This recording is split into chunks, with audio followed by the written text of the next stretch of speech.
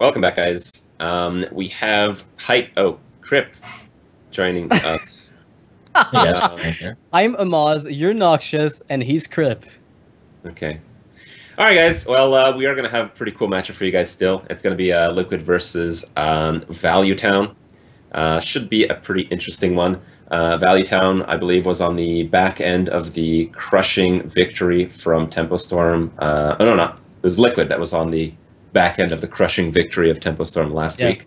So they might be a little bit demoralized going into this. But if we look at the standings, both the teams are doing all right.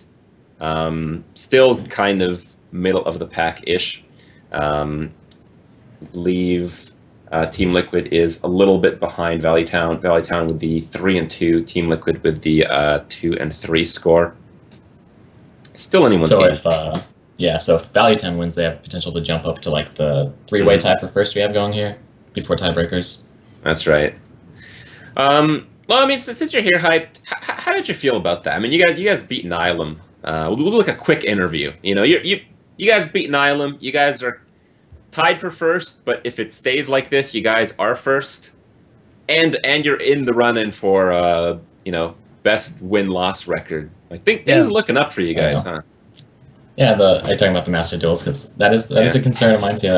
I'm happy with that. So we're going to look at this next match with Value Town. So Kibler needs to lose and Value Town needs to lose. Those are two things I'm hoping for. It's kind of weird to root against someone, but I may or may not have been hanging out with Kibler at a non-disclosed location that I can't talk about. It's not the NDA, but we were watching. We tuned into our favorite program, the Archon Team League, while we were there, and right as we tuned in, we saw that Firebat was benched, and we were both pretty excited about that. We didn't care who won or lost. We were just happy to see Firebat benched. He was I think the third runner-up behind the both of you. So, yeah. Well, all right. Well, we'll get into the match in a moment, but of course, we want to show you guys a pretty sweet player spotlight coming up here. It's going to be Neyrea.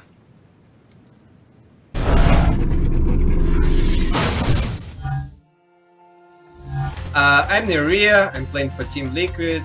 I was known for making the OTK Warrior deck, also because I was number 2 seed for BlizzCon, the Europe qualifiers. I expect from the format pretty much the same as a Insider tournament, but I need to expect more from my teammates. I don't have a lot of fans right now, but I want to thank them and appreciate their support. I wouldn't try hard if you weren't there.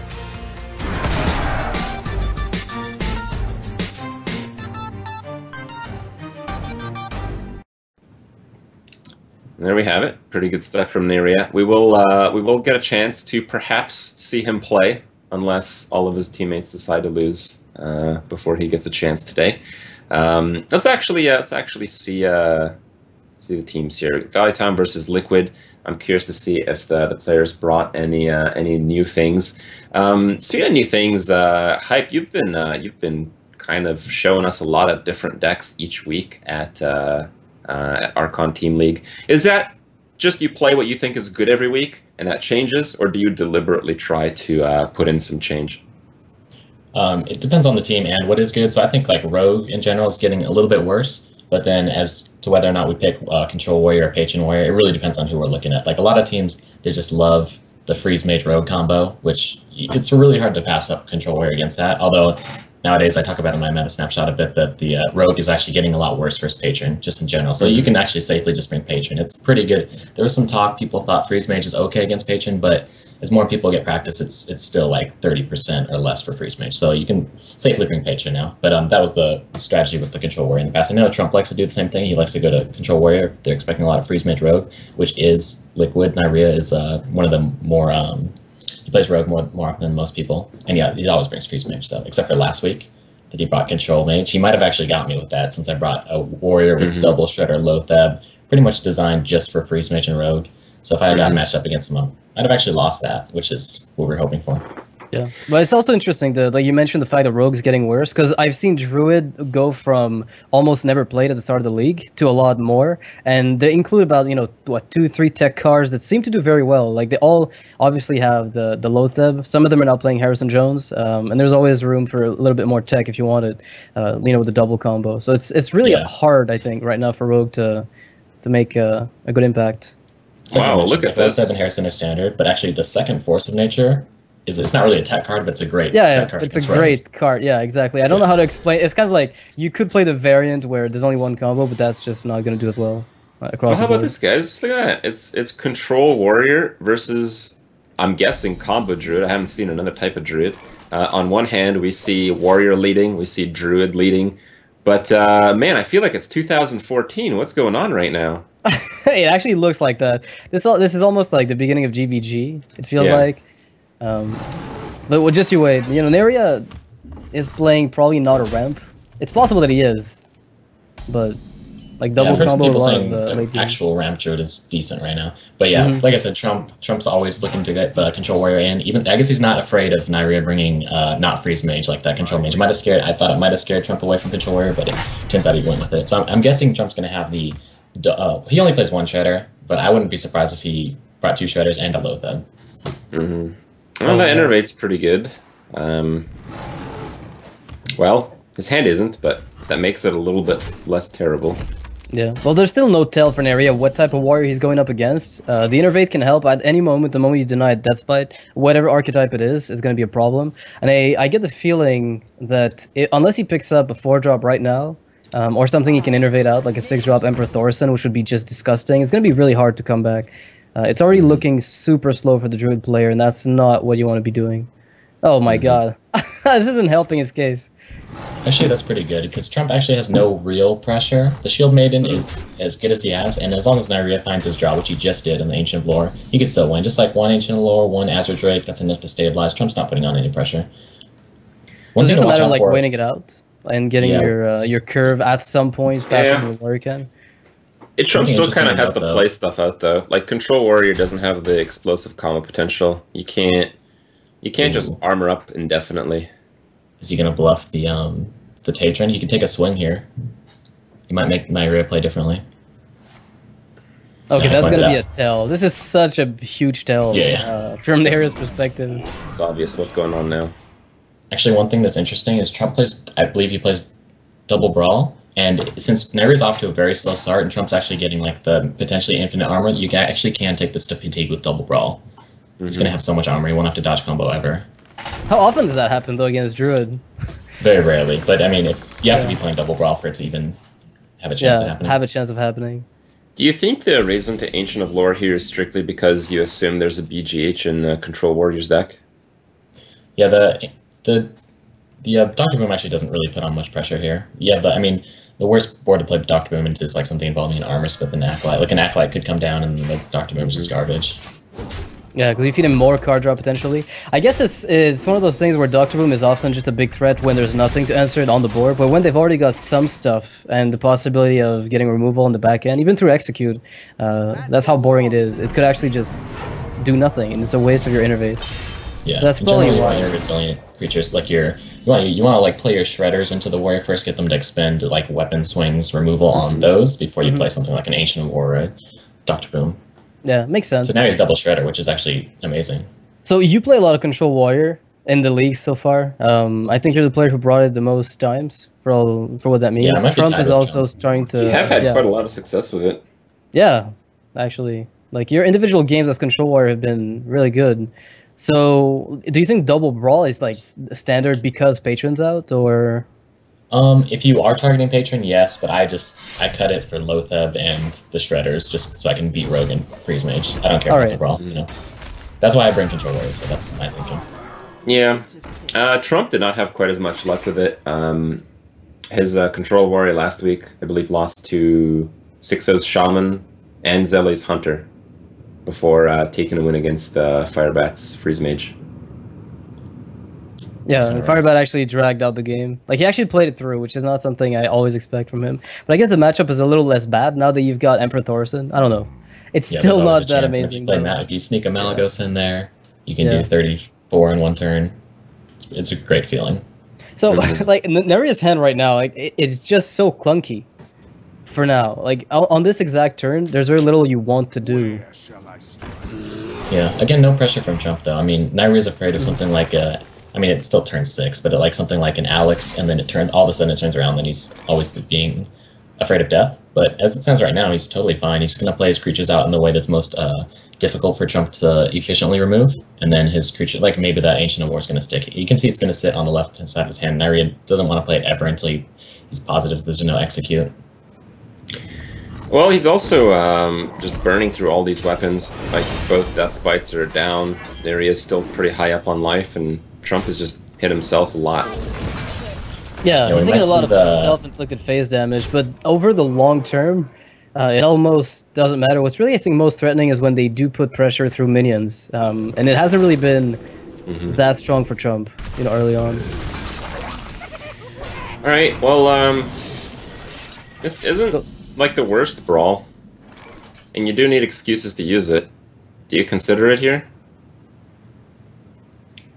You can't just cruel task and trade. You could just shield block, see what you find. But then again, I mean, you got 4 hours that could help this. You know, shield slam being amazing, execute also being one of them that you can use. But then you're getting into late game against Druid. If you leave minions on the board, it's going to start being a bit painful. Yeah. You could cruel task your own shield maiden and just trade, and then just get the other shield maiden. But then you only have one activator for Gromesh. Yeah, hype. Without the Gromesh in hand, in this position? I'm like one of the people that's always like whenever coaches me on Control Warrior, I'm always just throwing the cruel task message out there like, you have no more activators. I'm like, I don't care, I don't even have Gromeshes. So I'm always someone that like uses it right away. If I have the Gromesh, I'll say if it's like handlock or something, you know, you gotta save it. But I'm okay. That looks like a great trade to me. Yeah, you can attack first too. But I would really like to see the cruel because I don't like I like having at least like one removal after a brawl, you know, or like a weapon on something like that. Yeah, in case something sticks that you need to take care of like right away. Otherwise, you might run into okay. This is actually, oh wow! All right. That's. I kind of like it. Does that get punished? It's risky. Yeah. But it's interesting because I mean, flooding the board against Druid is how you win. I mean, Zoo beats Druid, Mech Mage beats Druid just because you flood the board. So I mean, if you can flood the board as Warrior. Also, Trump's looking at an offensive Alex with like a huge swing. 3 damage. Huge swing. That's not that big of a swing anymore.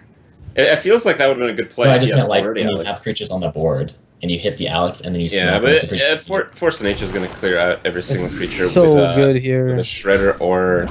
Actually, I think I'd like Shredder over this engine. I like Shredder too. I wonder what he's thinking with this engine. Well, this engine actually protects the Doctor Room from dying to the axe, but... I mean, how many weapons do you really think you're going to run up against? So, I mean, it's the right play. It's just surprising, really. Is that game though? How much health does he have? I can't see it right now. So he's going to be on 28. 10 plus 12 plus 14. He's going to be on 4 health at the end of the entire sequence, right? What am I talking about? It's he's going to be on 2 health. Oh my god. Yeah, 14 plus 14. He's going to be on... No, he's dead. Oh, he's dead. Yeah, that's right. Okay, so he has to brawl if he wants to live, or shield block. Yeah. Yeah, if he this plays is so Doctor awkward. Bird, No execute dies. Found yet. Oh man, Trump is in pain. In his face, you can see that. And he believes you know, I mean, combo. even though you've seen a force of nature, you still have to play around combo. Is Trump wearing? Shirt. Yeah, he's wearing a Trump shirt. This is a disturbing sight for me. It's confusing me. Well, that Doctor Boom would be lethal for Naria. Okay, well, Naria wins. There we go. I think, you guys were naysaying that the Druid was going to win, but yeah, it's pretty clear cut. You got the lore. I don't think we're naysaying. It's just the start was slow. It's traditionally a very good matchup for the Druid. So even if it's looking bad in the good matchups, you're going to win a lot of the time. Yeah, Trump needed the just like a nice Dr. Boomer rag. Man, they've got to feel pretty happy about that though, because that's a crazy deck to get out of the way first. You win with Druid against Control Warrior straight up. Number one, you get info about the fact that it's Control Warrior, knowing that maybe it'll help you make better decisions for queuing. But locking the Druid is a really big deal. Definitely. And It's just nice to get that first win on the board, especially after coming back from last week. Actually, both teams lost last week. Value Town lost to Team Archon 6-3, which is also pretty devastating. So, first point on the board. It's a motivational booster. I like it. What could matter? Like, what if Value Town ends up losing the series? Like, what do they really need to maybe get to the possible top 2? Is there even a way for them to get there? I think if Value Town loses, they cannot make the top 2. Okay. The main relevant positions are the top 2 and the last position.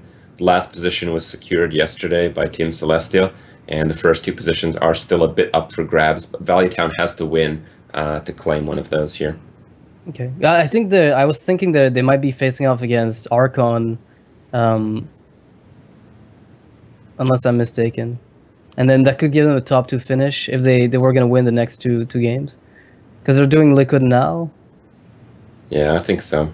Yeah. Anyway, looking at the classes, the difference is already taken a win. Both teams are the same classes. Neria bringing the Druid and Dog bringing the Rogue. Now we've seen 2 types of Rogue, and they're fairly distinctive, at least as decks goes these days. Having I think 5-card difference almost qualifies it as a new deck. Yeah, and when there's only one Rogue archetype, the differences matter a lot more. Yeah. So what do you think of the differences that we've seen in the tournament? I think Team Archon has played quite a bit of this Assassin's Blade, Goblin Autobarber, very weapon-heavy Rogue, while most of the other teams have played just the traditional oil rogue that you see on ladder a lot of the time. Yeah, the Assassin's Blade is actually almost necessary against Warrior now, because I don't even like playing rogue against Warrior, because the shield block in Patron, you just don't have enough damage. But the Auto Barber, because they only have 1 Fire Wax, and it's not really that great to swing into the Auto Barber. So you get the extra creatures to spam the board early, and then you get the weapon to finish them off. I think that's the main reasoning. Also, the Auto Barber is pretty great against Hunter. Even though it's a bad matchup, it helps even up that matchup a little bit more, because if all of a sudden you hit a backstab and you get a creature on the board, the Hunter doesn't want to clear, especially if they don't have the weapon. They're just behind, and the freezing traps don't work anymore, stuff like that. Okay. Well, Kibler is on... oh, whoa. Hey, Trump. How are you doing? I think there's a little bit of an overlay misplay. Yeah. Well, Kibler is up here. He's playing Hunter, and almost certainly Saviz is playing the Mech Shaman, I think. Especially the Mech Shaman variation that Saviz has played. They're very aggressive, and I think they tend to beat out most Hunters. So you're probably pretty happy right now, hyped with this matchup. Yeah, I know Savitz usually plays the slower. Last week against me, he played the old Fire Elemental Ragnaros Dr. Boom version. Oh, did he? Yeah. Well, it doesn't look like he's playing that this week. No. Change of plan. You see Hex? I don't know if that's standard. I know Garz started to bring Hex. I haven't talked to him that much about it. I believe Savitz probably, after what happened to him last week against me, where he drew the Dr. Boom and the Ragnaros opening hand, he's like, all right, I don't need these cards. I'm just going to take them out for a Hex. Well, Saviz knows. Doesn't play out the Mech Warper to get punished by the Glaivezuka. Yeah, when you have the coin, you always have the potential just Mech Warper coin as Appomatic, so you don't have to take a risk with the that Rock Biter was a really big investment. Killing a 2-1 with a Rock Biter feels really dangerous when you could run into, say, a Knife Juggler in this case. Yeah. But it's going to work out for him. Very nice, though. Yeah. Actually, if... Shieldmaster coin and Oiltron? If Kibler doesn't land a good juggle on the Oiltron, it might be really bad. Yeah, because the Glaivezuka could clean up the board. Yeah, I mean, both players are running decks that run out of steam, and I think the Shaman, if it just has enough life points at the end of that, it's likely to win. Oh no, super aggressive. Now that's the turn of the tables. Okay. But it's going to get gears punished, though, in this case. Yeah, this gets mega punished here. I think you just drop the Leper Gnome and then attack with the Juggler, play Glaivezuka, finish off whatever's left. I think it's pretty reasonable from Savitz. He saw his hand. He's like, I'm never going to catch up if I don't do something now. I'm never going to have a better swing back. It's not like the Shaman really has any comeback mechanisms outside of just spamming the board with Mech Warper. Mm-hmm. Yeah, Mech Shaman has that problem as well. The thing is, Whoa. I figured the Cogmaster play with an Oiotron was good enough. Why is he overall. attacking first? Interesting. Okay. Oh, Alright, well, that's a little bit of a misplay. He did miss a juggle. He's pretty good against the Shaman's turn 3. Like, he's good against Power Mace, he's good against Spider Tank with this, so I kind of understand it. And I think he sees that Savitz is in making some desperate plays, so he's just going to play it a little safe. alright, so is he looking for Huffer here? Or Misha? Misha is a bit on the weird side. Hmm. I like how there's almost no variation in what you can do in this case. Oh man. Yeah, this is I a bit think you knock out the excruciating. mech no matter what, and just Yeah. whatever animal companion is fine. You don't really want Huffer. You kind of want Huffer's Misha here. good, I mean, too, yeah, Huffer's alright. Leok is the worst though. I'd have to say I think Leok's Not the- really. Leok is still fine. It challenges the board. Yeah, it could be weak though. If Savitz gets something like Power Mace maybe. Oh. Wow. Well, I can smell Do it you, Hex from 10 miles you- away. Do you? I don't know. Lava Burst seems maybe a bit more efficient because you still don't know exactly what's in here, right? There might be a creature that's better to Hex later on. But you need that But- 10 damage for the phase, don't you? Like, I get don't- the feeling you I don't know. almost I don't know if it's about the damage as much as it is about the fact that you don't want to be overloaded next turn. I So think you'd Hex say makes keep more the Hex sense for because Shredder. whatever. Yeah. ahead. Unless you're afraid of a Shredder. Yeah, that's a good point. Mm-hmm. There's the Alright, bow. well, that's a nice pickup from Killer. I mean, if you look at this bow, there's really little that the Shaman can play that's going Del to Reaver. counter Del this. Reaver. So he's got to find, like, the Fire Guard Destroyer, he's got to find the Mechanical Yetis. Bell Reaver. Yeah, Felder would be Reaper. awesome. It's a great card against Hunter. Nice Oh my stop there. god. Oh, Well, there's a Savitz. lot of damage in that hand, though. All he needs is Doomhammer, and he might just seal the game right then and there. Like, it's gonna take a few turns, but he might be dead, though. By the time he's able to pull it off.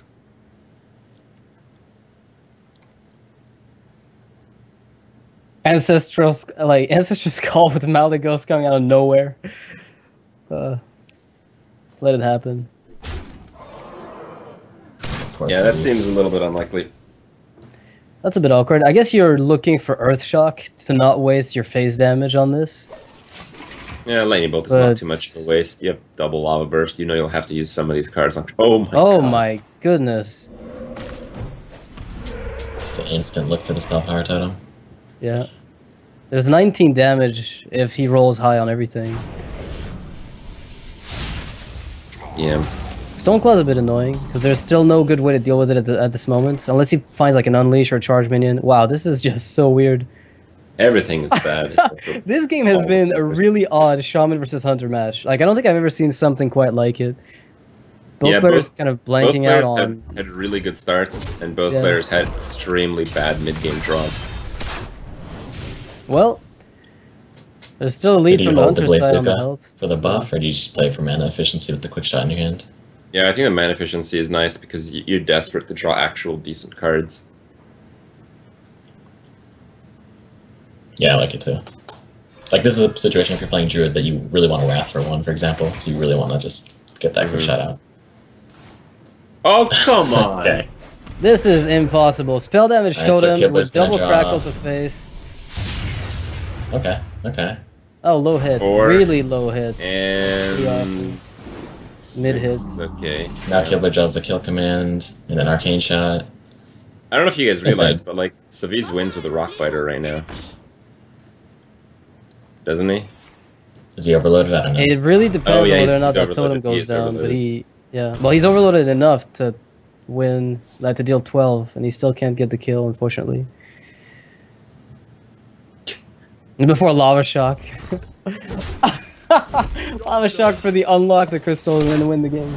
Lava Shock is actually lethal, but I Yeah, it have is. my doubts, man. I have my doubts. Let it be real. That's too little too late. That is lethal. Yeah, that's not gonna do it. And those crackles could have actually been enough to win. If they'd rolled high, that would have been enough. Yeah, it needed to be an average of 6, which is a bit unlikely, as the average, I believe, is 5.5 in 4. this case. Well, didn't it go up a little bit because With spell power, yeah, yeah. 5, yeah, 5.5. Alright, some chance of he could have won, but terrible draws, not particularly good RNG, is not going to be quite enough. Kibler takes fun, game!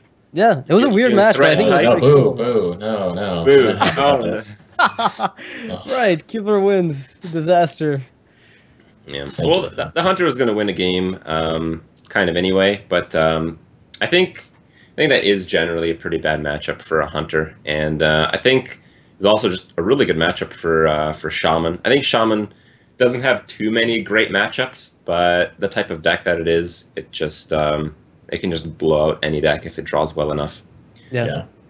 Well, I guess that's the problem with the deck is even if you get a good start, the moment you run out of steam, you usually lose. This was a case of Savich running out of steam, but still almost making it. So it's all about, you know, it reminds me of the old, you know, the Fishu Mage that you played at BlizzCon, if I recall, or something, where you just try to top deck your fireballs and your frostbolts late game when you're out of steam because you don't have anything else. But Kibler winning with the Hunter, I mean, he didn't accumulate any losses on it, so, you know, good on him. But Hyped, you got a little bit of a scare there. What if he stays _1? Well, it's going to come down to our match against him next week, and it might just be me versus him head to head to settle it, like men. Okay. Yep. The 2-point swings. Yep. Well, that could be actually really really tense. That's right. I think we're still in the stage of the match where you just kind of play what you feel like's good to open up with. So I think we're very likely to see like Hunters, Warriors, that type of stuff here. Yeah, I don't think Liquid's going with that strategy because they opened Druid in the first place, although they could just switch it up, you know. Actually, I think Druid, Hunter, and Warrior probably the most popular class to open up with. In fact, in the matchup you guys had, I don't know if it was you guys who opened up with Druid, but one of the teams. Yeah, they opened with Druid. Yeah. I guess it's because sometimes you look at your mulligans, like you don't want to, like actually Trump opened up a Control Warrior, which is usually something you need information for, like you need to know if you need Fireworks against certain decks, stuff like that. So that's kind of weird. But I remember, I think it was someone on Value Town was talking about how they look at. Wait, how is Trump playing Hunter? Okay, yeah, there we go. He's okay, but some yeah, I think it was Kibler who's talking, or maybe in one of his articles, or maybe when he's doing the casting here, he's talked about how they looked at the opposing team's frequent opening deck and then tried to counterpick that. Okay. That makes a lot of sense, just to get the initial momentum, and then maybe you have a little bit more flexibility for the counterplay. And if you get, you know, Crip was talking about that earlier, is if you get one win on each player, then suddenly you're a lot less vulnerable to getting targeted. We saw Nihilum just before that. They got locked into Lothar being forced to queue Paladin back-to-back. Right. And they couldn't get the game win that they actually needed to make sure that they were getting a, you know, top 2 if they won next week. So it was like, that was a really unfortunate situation for them. All right, it is going to be a Warlock mirror. We do see Handlock from Saviz, it seems. I think Trump lately has played slower Warlock decks. I think we've seen Dragon Warlock, Hand Warlock. I don't know if we've seen Zoo for him recently, even though he does play quite a bit of that.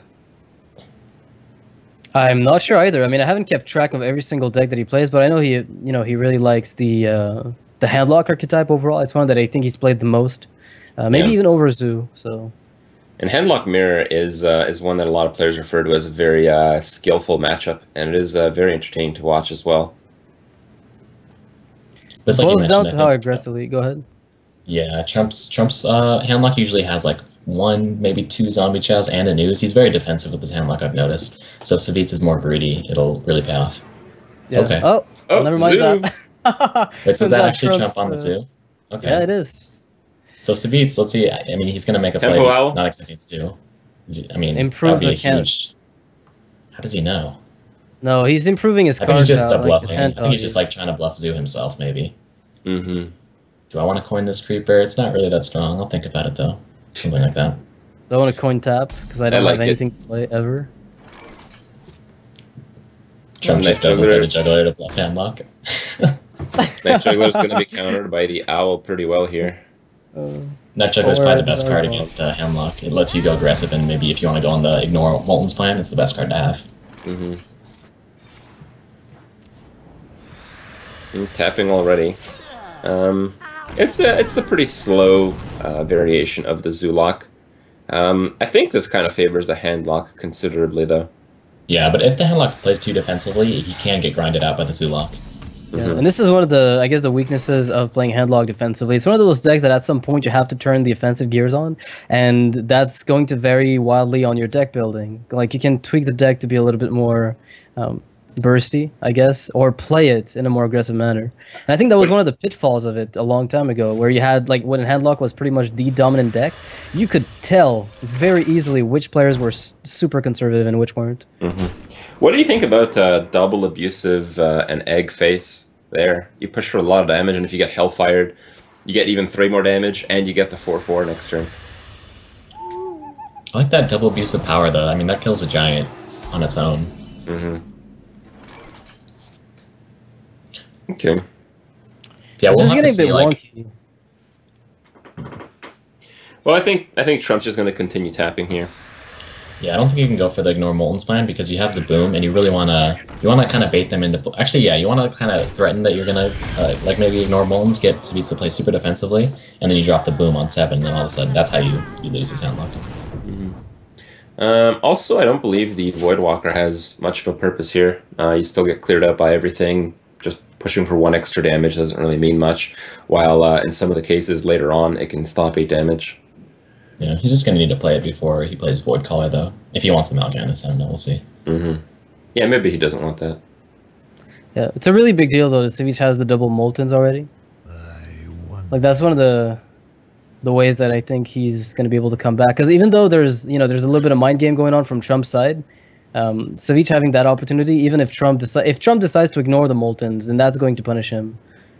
Actually, Coin Emperor will be I kind of like Coin Emperor. Yeah, Hellfire. I think Savitz he really wants to do it. He's just doing some math to make sure he doesn't die. He has no heal bot, though, which makes it a little scary. Yeah, but next turn, if he can get into Molten range with the Hellfire, he can Hellfire.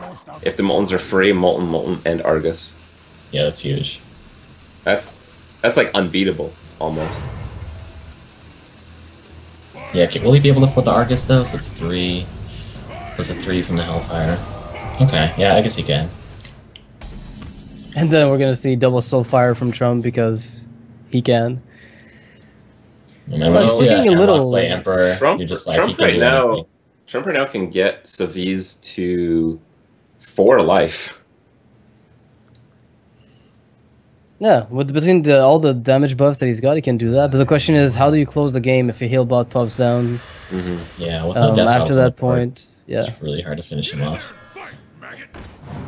But this is just the worst feeling when they play Emperor and you know that they're just going to get, the 10 discounted cards. They're going to be able to play them all. It's like they can do anything. They can Shadow Flame, they can heal, they can they can just Arcane Golem combo me this turn. This could work, couldn't it? You can actually pull off the Savitz needed to be 1 life lower for this to lower work. than he is. Yeah. Good on Trump, counting that out perfectly. I'm sure he did. And if Savitz does nothing, would he die? I believe so. Yeah. Trump has exact lethal if Savitz does nothing. Like if Savitz does like a Dr. Boom play, he will die. Yeah, I can't really fit anything in with a Lotheb, or else that'd be pretty solid. Lotheb's really great if you want to hold AoE 1 more turn, because, kind of baits them. They can't play creature spells, so they'll play creatures, and they don't really want to change to the Lotheb, so then you just get them with the AoE. This is such a weird turn for Savitz, though. Because there's really no clear line of play that's going to put you far ahead enough on board that you're going to be able to contest everything. The only play that you really have is like Hellfire double Molten, and you hope they stick, so that you can win right away. Because then they have to make trades, because they're so low on health. So unless you die right away, you win the game. Okay, well, you don't die right away, so this might work. You don't die right away yet, I think is the... Right. Yeah. Keyword. And still not dead. Look at that. Yeah, and he has a Lotheb Argus follow-up, which is really strong. Most dudes only play 0 to 1 Owl now, so you won't even have to worry about that. So, does Trump have to play super defensively here? Like, does he have to try to play all the taunts? Or does he, like, how often does he trade with everything, and how does that come about? Yeah, this is a really big decision by Trump. Does he play defensively? If he plays defensively, just taunting up a whole bunch, he will die to the other Hellfire. If he kills one Molten, then it's kind of hard to seal out the game because he uses so much burst. Exactly. And really tough. Yeah, I don't like this. I wouldn't like to be in the spot that Trump's in right now. It's so difficult to really pick a line of play that I'm comfortable with. There's really nothing. Yeah, probably just Void Caller and then taunt up the O. Yeah, that'd be sick, right? Like, just help a bit, find a bit more. So he's still gonna. No, I like this. He has a ton of demons on board. He's one turn off Mal'Ganis, so that. But maybe he's thinking. I believe about Saviz later. is one off lethal. Yeah, he's gonna be exactly one off lethal. You're right. Yeah. This is a bit unfortunate. And could Trump find an owl and win with it? No, it wouldn't be enough because you still have to go through the. But he'd be on 5 health, so I think it's fine. Argus Hellfire, I think, is the play though. Mm-hmm. Attack and then Hellfire and then Argus. You really don't die to much that I can think of. No, not at all. I guess maybe a buff. So wait, Abusive Sergeant. Those have already been played. So we'd have to find a way to make this M deal 3 damage and then Owl and then Abusive Doomguard. Owl Doomguard. That's right. Oh my god, this could have been useful, you know, last turn. Yeah, and he's not able to tap here. You can get your opponent to 1. Dr. Boom, Power Yeah, Boombot. I was gonna say, what if you had 9 mana and double PO'd the Boombots and then suddenly that works? Would be amazing. Oh, that'd be the most stellar lethal. Yeah, it would. But as it stands, I think Trump is out of the game. He's not really able to do anything. Yeah. Oh well. Good effort. Certainly well calculated by Trump at a lot of the stages there, but still not quite enough to get through the defensive tools of Safiz's handlock.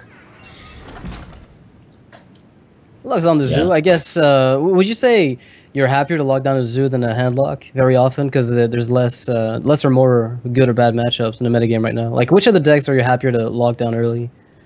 Well, we were talking. I don't know who it was that we were talking to yesterday, but they were talking about the Warlock results. They were saying that so far Handlock has been much more inconsistent than the Zoolock. So, based on anecdotal evidence, it seems like the Handlock maybe is better off. But I don't think we saw Show's Patron Warrior yet. So Patron Warrior, I think, has a really nice matchup against the Zoolock. Yeah, I think things are looking really well for Team Liquid right now. Yeah, on Value Town side, Dog. Like when you're playing Freeze Mage and the Mech Shaman, you're really sad to see the Handlock get locked out, for example. That's like a great matchup gone. Yeah. And now if you're the Freeze Mage, Dog's Freeze Mage is actually looking really bad against their lineup. He's going to have to struggle to find one. Hopefully that's a Face Hunter from Show, but I know Show likes Hybrid a lot more. Mm-hmm. Well, we might really interested to see Nyrie's Mage, though. It could be something crazy again. I really hope we get to see a control mage because no one besides him brought it, and even his was a weird twist on. Well, at least an interesting twist on it because it was more like it mixed Echo with control, and I don't know how much control mage runs Echo systematically as a staple. Mm-hmm. Well, it could be a mech mage with Blingtron. I did hear that was pretty popular recently. It's a great deck. Do you play Harrison Jones by chance? We were talking about that while you were playing. Occasionally, but not this week. I just think Fel Reaver is a little too risky. I don't think there's any reason to take a risk on Fel Reaver when you could play like Lotheb and Blingtron, and Sky Golem is pretty good this week. I do play Fel Reaver. If I'm playing Fel Reaver, I'm playing those 3, 2 Fel Reavers, and a Leroy. Then I'll play Fel Reaver. But I think so you're stacking everything on top. Okay, that's a pretty crazy 5-drop curve though. Oh, that's good. All right. Now with Trump potentially on the lockout here, you probably do want to throw out Dog, but with the mage so bad against the remains. Oh wow, you do throw up Trump again. This is a really decisive game, and I think it favors the Shaman quite a bit. If the Shaman gets a decent draw and he doesn't run up against Fiery War Axe, it just does way too much stuff. Yeah, another shot alone Fire is is enough huge. to kill you.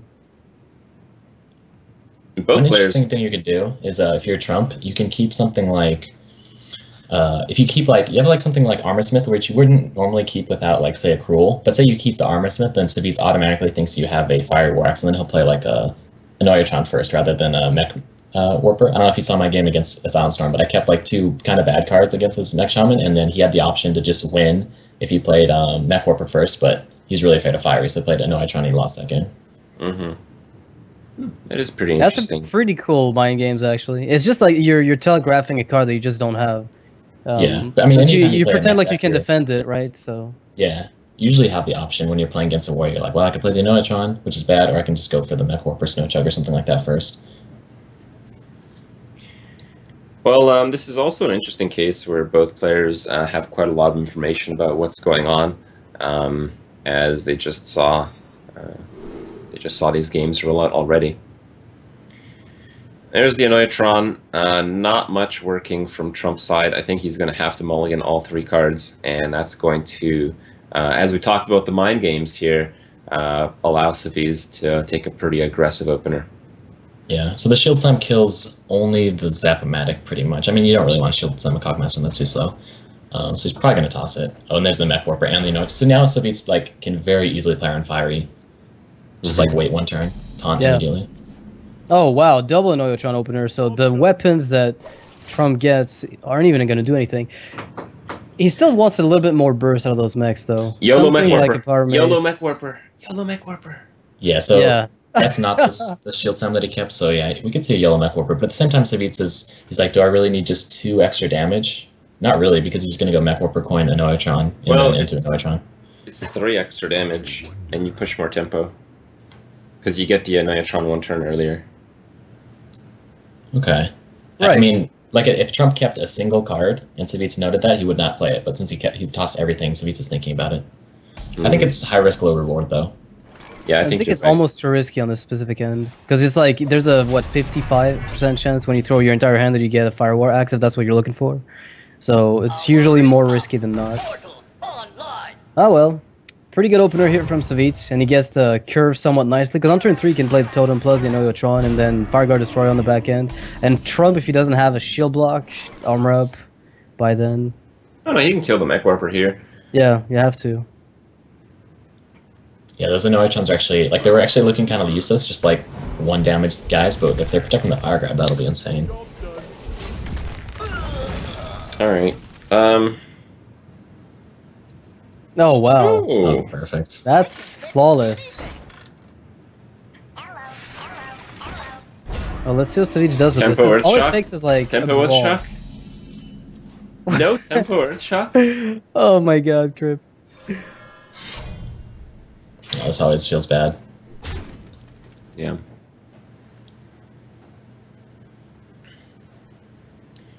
Well, it's gonna be alright. Trump is not holding Execute. He's not holding any, granular 1 damage effects. Yeah, I think Savitz, even though he had a really good start, might not be able to protect it well enough to make it snowball, because all it takes from Trump is a brawl, and your game's out. You can't really afford to play around it, unfortunately. But the AoE from Death's Bite alone is enough to give him a bit more tools, so it's kind of an all-in already. Savitz might be thinking if he plays the Fire Guard, it will die to Execute, but I mean, you just Yeah, gotta there's no think choice to play around it here. Oh, did Savitz misclick? That was a... Oh, I don't know, he swung his head. Yeah, I don't know. Well, I don't think he's going to get punished for it here. Maybe he thought of something at the last second that could punish him. Probably Execute. Oh no, he was just upset with the 4 roll on the Fire Guard Destroyer, I Oh. believe. Oh, is that the low? It's 3 to 7. It's 4 yeah, to it's 7. It's 4 to 7. You can Okay, get so he's plus 1 probably attack. expecting a or- Belcher to come out here. You never played that card? It's a pretty good card, man. No, it's just You all might- 7 against me when I don't have Oh, it. okay. Right, I see. 6. It's always a BGH target when I play it. That's what's happy you didn't see the Belcher come down. Alright. Well, Trump is able to clear that board unless a Heal Totem or Taunt Totem pops up. Oh, Well, There there, we go. it is. I was always gonna say, lucky. it's an easy override of the weapon if that doesn't happen well. So I guess Yeah. Stoneclaw is good too. So it's like a 50-50 to really get a decent decent outcome. But this Emperor is gonna give him a bit of reach, but is he just dead? So we have 5 damage on the board. Now he's got 8. He's a little short, but all it takes is like Spell a damage total does crackle, spell power. Actually, a mech, a cheap mech would also do it because Both +2 huge. damage. Yeah, that was basically almost every single card in the deck. Yeah, pretty much. That's how I looked at it. Wow, he didn't go for it. Didn't go for lethal? There's a 1 in 3 lethal. It's hard for a warrior to do What? anything when you loath up. How do you have 1 in 3 lethal? Totem. Oh, okay. So attempting to get the roll, and maybe Loath not up getting almost it. always I guess. Yeah. connects. Or in this case, it's going to protect the Fire Guard and the Cogmaster.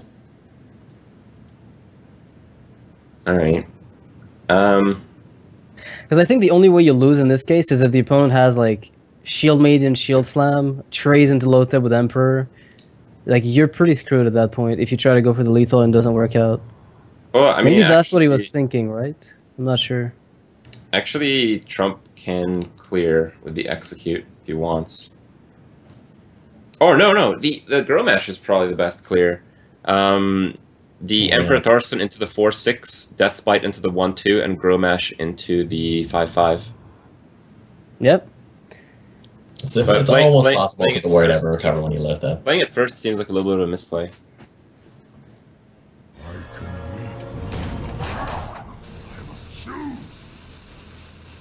Oh, no, that's not it. That's not the trade. Wait, what? What? Okay, so the What? Okay, so he's gonna use the extra attack to kill. Oh, no, it's fine, it's fine. It's the same thing. It's the same Yeah, that's thing. what I- Okay, that's yeah, what I- it's the exact yeah. same math, but he's dead now, so it doesn't Yeah, matter. now he's dead. Civius gets the damage he needed. Alright, finally, Savis, you get the win with the Shaman. That's pretty good. And Oh, man, Trump Trump's again Control really Warrior. struggling with Control Warrior just as he had last week. Yeah, it's not doing what he wants it to do. Now the controlling is not happening. Yeah, It's he's mostly getting being controlled. He's getting controlled by aggressive decks. The controlled warrior, then it is. So Team Liquid is down to 2 players left, which means they've got a little bit less room to maneuver, I guess, as far as deck picking. Which means like it very often happens that one team gets a huge lead early, and then the other one equalizes as a result of being able to get sometimes better Yeah. matchups. Better matchups, more pressure to push for the benching a player. But the Right. thing is right now that Sho is still in it, but Sho has like the power decks. He's got the Patron Warrior. Yeah, you Neria's can't last really deck counterpick is Freeze Mage. Like all the decks that are left on Liquid side are just really high end. Like they are the premium decks. And now with actually Trump benched, it's pretty difficult for Valleytown to come back. In most situations, normally it would be a pretty easy thing to do. Yeah, and if you're relying like- on Zoo and Warrior to carry you, it's not happening. Yeah, like shows decks. You can't really counterpick those. So it's just Nigeria's Mage, which they don't know for sure it's freeze. I think it's freeze, but I'll be excited to see something new. Mm-hmm. So I think they're pretty comfortable leaving Show for last. Although we did see that other week where they left him like 6 tries with his patron, and he just kept getting like so unlucky every game, and he couldn't close it out. Well, if it is Freeze Mage, Dogs, like both of Dogs' decks suck. Right? I mean, Dog, the mirror. Yeah, mirror match is fine. Dog's a pretty experienced freeze mage player, but so is Naria. Yeah, I think Naria so actually it's might be more experienced. more More experienced. experienced. Yeah, it's kind of crazy. I mean, it's funny because Naria, Dog, and yourself are the 3 players that I kind of think about as freeze mage players most of the time when it comes to the level of experience Yeah, that they I have. think So it's let's gonna play be freeze kind of mage nice in to red. have you here. Yeah, Yeah, it's And then it's Naria. at least a memorable one. You always remember the players like Hyped who play Freeze Mage when nobody else plays Freeze Mage. right. And then they just try to make it work so much. But it's cool because if there's any subtlety to the matchup that we won't pick up on, you'll be there to enlighten us. So turn 1, you just tell us, all right, so by turn 6, this and this needs to have happened. Otherwise, you lost. I think Freeze Mage versus Freeze Mage is a little volatile sometimes, depending on who gets the initial wave of burn, sort of. And the Emperor Thorson, especially since the advent of BRM. Empress huge. You think- could get a Malagos mixed in there. I think the very bad situation that has developed for Valleytown really comes from the decision to play Trump there. I don't think there was much of a decision, like much of a reason to play out the Control Warrior, was there? I'm not sure. I mean, like I'm not sure their totals. I good know they against- don't do. It's good against half the decks, right? It's good against the hunter and the mage, probably. This is the nice thing though about we have Caldi on our team. He just takes care of our picks. He'll come in with a strategy. He'll work something out. He'll give us like 1 or 2 choices, and we just don't have to think about it at all. We just have to worry about our games. There's no stress about picking. It's just the best way to do it, I think. Getting an analyst is now probably everyone the best. knows. Yeah, get an analyst, win the game. I think Nihilum at this point is like the only team that doesn't have one, I think. And I'm wondering if they will or not pick one up. I mean, they seem to be doing pretty well, so... You open with Life Coach, with Grim Patron, and with RDU, right. with like Pally, right? That's how you do it. Yeah. Okay, well it is going to be Dog on Mage, Show on Hunter. Do you guys expect anything besides Freeze Mage from Dog? I don't, but I might get surprised. I do not. I've seen him bring Miracle Rogue to tournaments when it wasn't good, though. I remember he's like trying out a concealed deck. Yeah. Yeah. But I'm pretty sure it'll be freeze. But it'll be interesting to see what tech options he does. Like, does he do the 1 heal bot, 2 heal bot, Kona Cold, Malagos, stuff like that? Against a Hunter, though, against Show, you're not really expecting Face Hunter. You're just expecting Hybrid Hunter. So you just want the basic Freeze Mage deck with the two Blizzards, probably. And then heal bot versus Kona Cold they're pretty even against Hybrid Hunter. I don't think I've ever seen double heal bot in a Freeze Mage. I think Tice does it. Tice played it, I think. But he was against someone that I think they're against like Force and Boys or something. They're expecting like a lot of aggro, something like that. Shocky, yeah, maybe. Yeah. One card I haven't really seen too much of, and it puzzles me a little bit because we literally see Freeze Mage or some type of Mage and Hunter in every single team match. Why do you think Kazan Mystic doesn't make any showing at all in these matches? Well, what deck would you put it in? It's like... In Conquest, it's too polarized, maybe. Yeah, I'm not a fan of the card that much. Well, that's not Freeze Mage. Yeah, doesn't look like Actually, I have seen these Temple Mages run Kazan, and I guess it's to steal their secrets back, too. It's like that's like one of the justifications. Okay. It's like, not only do we steal secrets, but if someone plays Kazan against us, we also have to steal it back. I don't like it, though. And I think a lot of the players, I think like the better a player is, the less they want to take a chance on like a risky card like that. They just want to like let it come down to skill rather than do I get the Kazan when he gets the secret. Yeah, it's a risky tech because it barely does something, and it's much worse than Harrison when they don't have a weapon. Like you look at Harrison on an empty board, let's say he played for tempo, and you're gonna get a little bit more mileage out of it than Kazan will give you. So. All right. Well, both players playing very quickly here. Wow, this is such an insane Flame Waker. Is it? It's going to be insane at some point, unless we get like double Misha maybe. I just feel like the coin might get some value from the Flame Waker, but the Arcane Missiles is not. If we don't draw any more spells, it might just be whatever. Oh, but that's pretty nice. Okay, that's a pretty decent outcome. Yeah, so do you go for Sorcerer Apprentice coin Frostbolt and then Flame Waker Arcane, or? There's actually a ton of options here. You can actually just hit the Arcane Missiles. They could do anything because it's really interesting to see some players really like saving Flame Waker coin a lot longer than others. So he could have even done something like hit the worm into the abusive and hit the Frostbolt and just pass. And then Hunter. Oh, what a god! But now if it's explosive, you're losing. Easy game. Alright, Dog's a god. Dog is a god. Reminds me of when Firebat played Zoo. Yeah, Dog the god. Here comes Huffer. Well, that's not bad. It's still dead, but yeah. Super weak to Flame Cannon. It doesn't have it, but Frostbolt's good enough. No. Okay. Okay. Do you save the Flame Cannon here ever? No, he's too risky. Yeah. Well, I guess it would. Wow, it was perfect RNG. Perfect RNG for Flame Cannon. He could have hit it, but I mean, you know, there's nothing else to save it for. Oh my god. We talk about the Tempo Mage, how when it wins, it really, really, really wins. This is what we're talking about, guys. This match. Just like, alright, yeah. This form. So Show, his only chance is like a Knife Juggler pick up on the next turn for the Unleash, and even that, it's looking really bad. I don't even know what to say to show right now.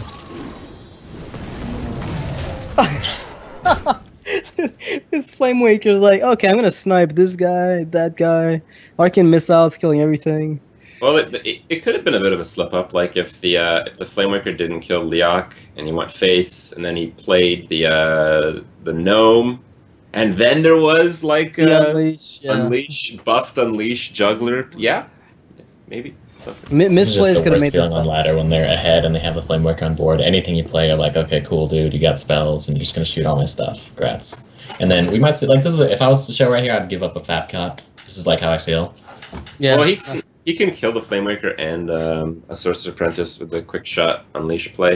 It's just if you make the quick shot Unleash play, how do you win the game overall? I think we're already at the point where how do you win the game overall? Okay, well, if you clean up and you play Belcher, that's like one way to do it, maybe. Mm-hmm. Top deck a Belcher and a Belcher, something like that. Mm. I mean, Mad Belcher's Scientist making a is comeback. dead, right? He doesn't You run stop- 3 secrets, You does he? stop the bleed a little bit. You get 5 damage off the board. You get a spell off the board. I think you have to make that play. You have to make the quick shot Unleash play. I guess not. Okay. Freeze. I mean, at this point, you're asking yourself, what other spell does this guy have? I know that a Mana Worm's in his hand. What's the other card? If it's a spell, then so be it. Flamewaker will give another round of triggers. Well, this works out pretty well if Sho is running a 3rd trap and that 3rd trap is explosive. Right. I think that's what he's hoping for. If he's running a 3rd trap, that's what I was asking while we were talking about the play. Is there a 3rd trap? And if there is, then maybe that'll be the difference. I think a 3rd trap is fairly uncommon, though.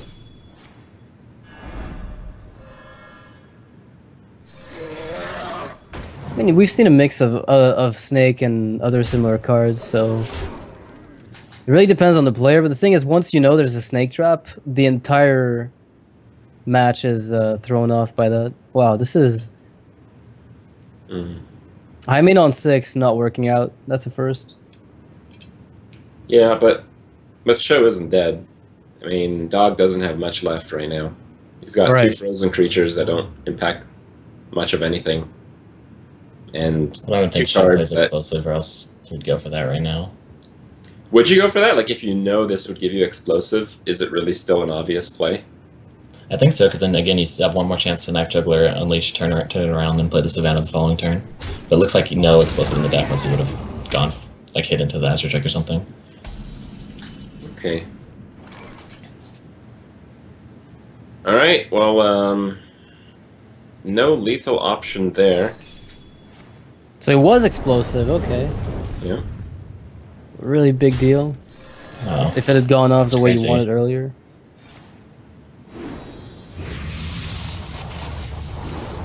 Oh, my lord. Is this a web spinner or? that was a really costly Mana Worm. It prevented him from playing the Melor. But still not. yeah, you only Not for much of an one impact there. power. I don't know if I would have gone for that. I mean, it does, but it doesn't matter. Okay. Unleash Quick Shot does clear. Barely. The thing is, does this hunter run any heal? And my general answer to that is probably not. In which case he's dead. Actually, he's even deader now that Finicky Cloakfield and Malorn will be played. Yeah, but what about the Deadly Shot tech? Let it be true. I want to see it. I want to see it right now. No, I think if you play High Main, there's some chance that you're playing Houndmaster. So Houndmaster might deny the lethal here from the spare part. Oh, yes, I love this animation too, like the gallop when he swings face. Yeah. Really hope Sho doesn't concede.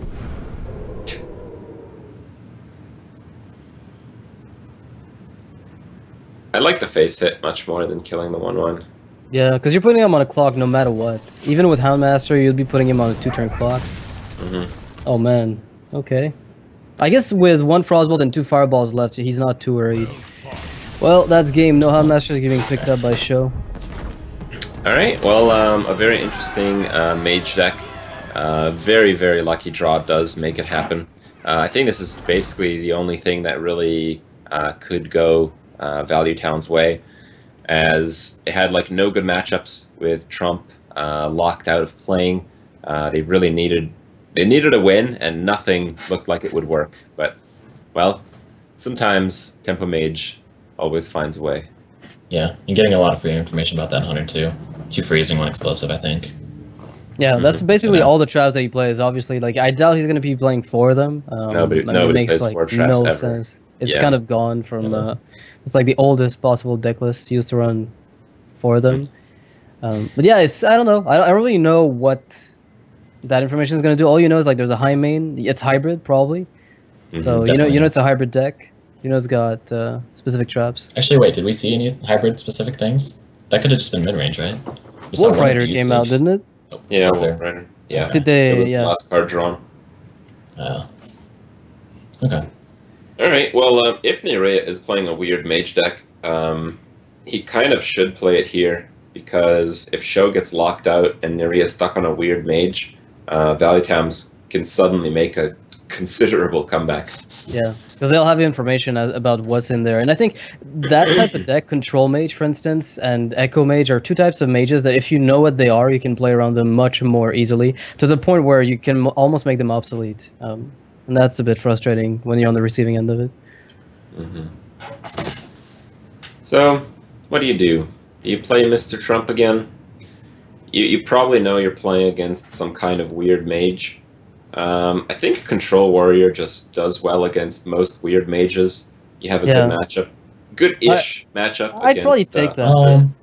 I don't know, Duplicate's really strong against Warrior, and it'll like affect your... And it could be Mech Mage as well, in which case you need a Fireworks, whereas Kibler's Shaman doesn't really care what kind of mage it is. It's the same game plan no matter what, right? Okay. Yeah, he just goes through with whatever he wants to do initially, and if it works out and the deck consistently draws, well, I mean, you're going to be fine. It's one of those decks that there's very little room to maneuver, and you just do whatever the draws give you. Yeah, you're right. Kibler probably playing Mech Shaman. Doesn't necessarily have good matchups all the way through, but if they're bad, they're not bad by much. They're still pretty even. Yeah, and if Kibler goes Hunter Shaman, it's going to be another, like, I guess most of the weeks he's brought exactly those 2 decks. He's brought Hunter every week as far as I know, and Hunter Shaman was, for most of the weeks, the lineup that he had. So he obviously knows the decks inside out. I wonder if they There did have any been some, text to it. What's up? Some people on ladder have been having a lot of success lately with a Dragon Shaman, and I mean, if Kibler's heard about that, he would be the first to jump on it. I believe it's actually Grindstone's back, and he came up with the first Dragon Shaman recently, and Just Saying's been playing a lot. So 3 months after BRM, dragons are becoming a thing. Oh yeah. I'm surprised to see Trump's Warlock deck. I guess Zoo also has the same game plan all the way through, but it doesn't necessarily have good matchups at all against the remaining decks. It actually has bad matchups against every single remaining deck on Team Liquid. Doesn't it? Well, yeah, you're right. Yeah. Against Patron, against the Hunter, and that might actually be the weak link. So queuing up into this is maybe they're trying to brute force it in some way. Maybe they're hoping it's like a Tempo Mage, and You know what? maybe a Zulok can take a Tempo Mage. They're That's a good saving point, Kibler. They're saving Kibler. They say, if we can push through with the Zoo, then so be it, Kibler, you will play. But if you don't have to, you're staying safe. All right. Looks like it's a freeze for freeze sure. match. Yeah. Yeah, none of the control variants play Blood Mage. Yeah. And I mean, it was bad news in any way for the Zulok, so I mean, it's still whatever at this point. I guess it's good that you're going first. Mage. Yeah. Oh, that hand is not very exciting. The Coin Scientist. That's Head fine. on board against Zoo on turn 1.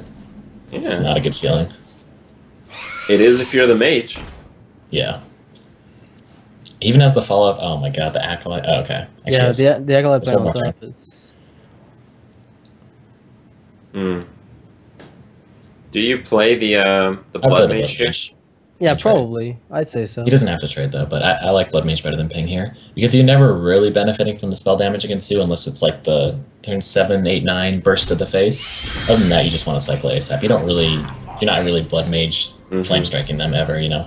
Maybe Yeah. a Blood Yeah. Mage Kona Cold, but we see Yeah, the Kona see Cold the is heal very bot, so he tech probably hard. doesn't play the Kona Cold, yeah. This is the matchup, this is what you tech Kona Cold for against, though, is Zoo. We saw that game versus Tice where he just like locked down Elise's board for 20 turns in a row. Yeah, where it looked like he was losing, but it's still, I mean, it was Didn't matter, yeah. full control. Oh wow, it's gonna be a weird mage. It seems there's a duplicate there. He got 2 blood mages, and it seems like Neria's just gonna bring us a Okay, surprise, and he's Neria's smiling smirking about it. Okay, we Alright. almost know control mages play Blood Mage, but maybe duplicate for just a little bit more cycle. It's actually pretty useful. I mean, you could duplicate against Patron, you could duplicate one of your big guys, and then they don't have enough executes, or in this case, you could just duplicate one of your simple guys and cycle faster. 4 boys. And then the Acolyte can keep drawing. No. There was a scenario you could actually keep drawing with the Acolyte if the health kept moving back and forth. Oh yeah, if it hit for 2, you could have drawn 3 cards, right? No, you couldn't. It'd be dead. No. How would No, you there was a cards? scenario where it could actually go in negative health and you could keep drawing. I forget exactly the circumstances, but there's like the way Yeah, Hearthstone is I've seen coded that is completely before. miserable. Yeah. Well, you got 2 fireballs, but your opponent's at 30. That sucks. Yeah. So I think it is just a freeze mage. Maybe he cut 1 ice block. You don't really need the second ice block against many matchups these days, so stick to duplicate. And a 3/6 juggler, that was a pretty good deal. Oh, hello. That's pretty useful.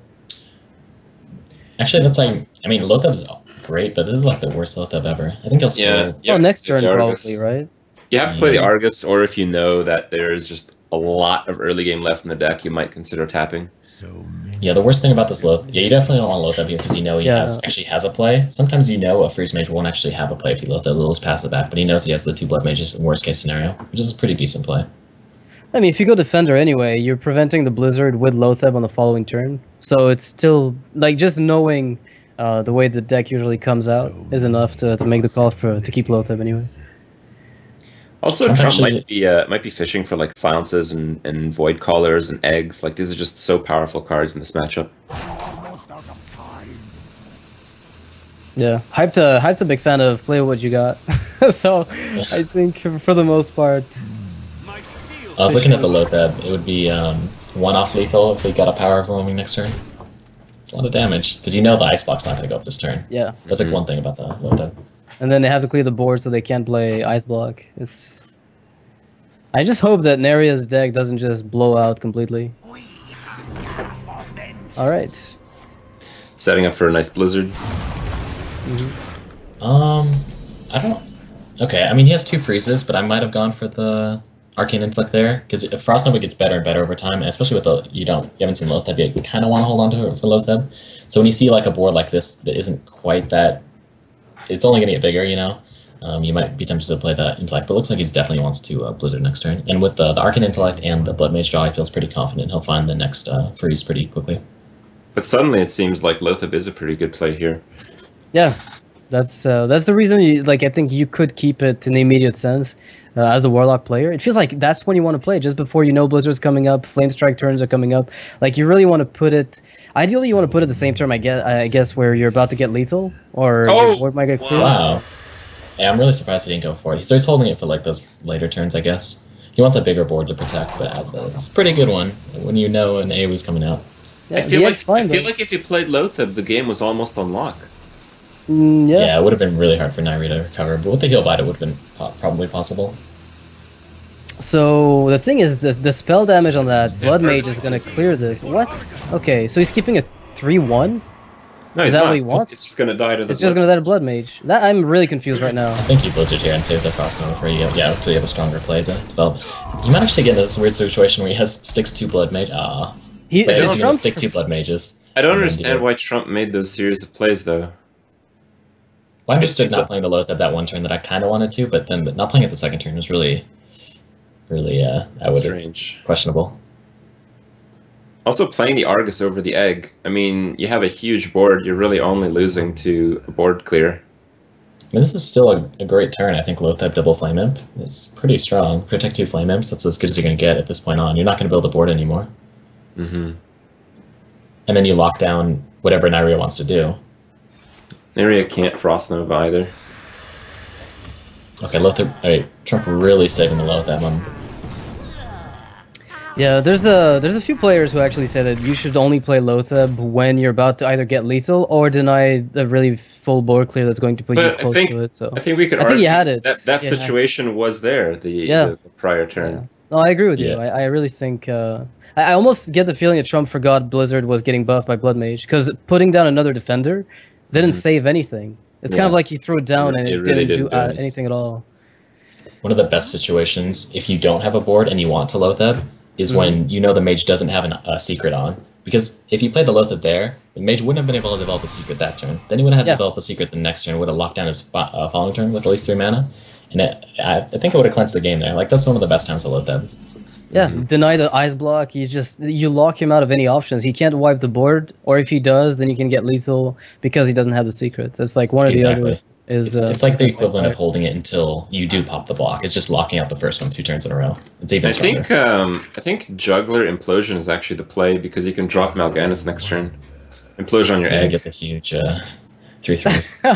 I like it. I like it. Yeah, you can try. That's if Flame Strike happens, so be sad, it, I but guess. Yeah.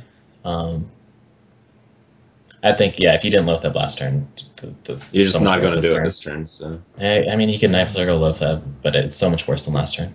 Yeah, especially since you're going into turn 8, so secrets like Ice Barrier get developed, the second Nova gets played. This is almost like turn 8 is kind of the worst time to Lotheb if you're trying to log down something, because you know there's a few 3-drop cards that can actually follow up.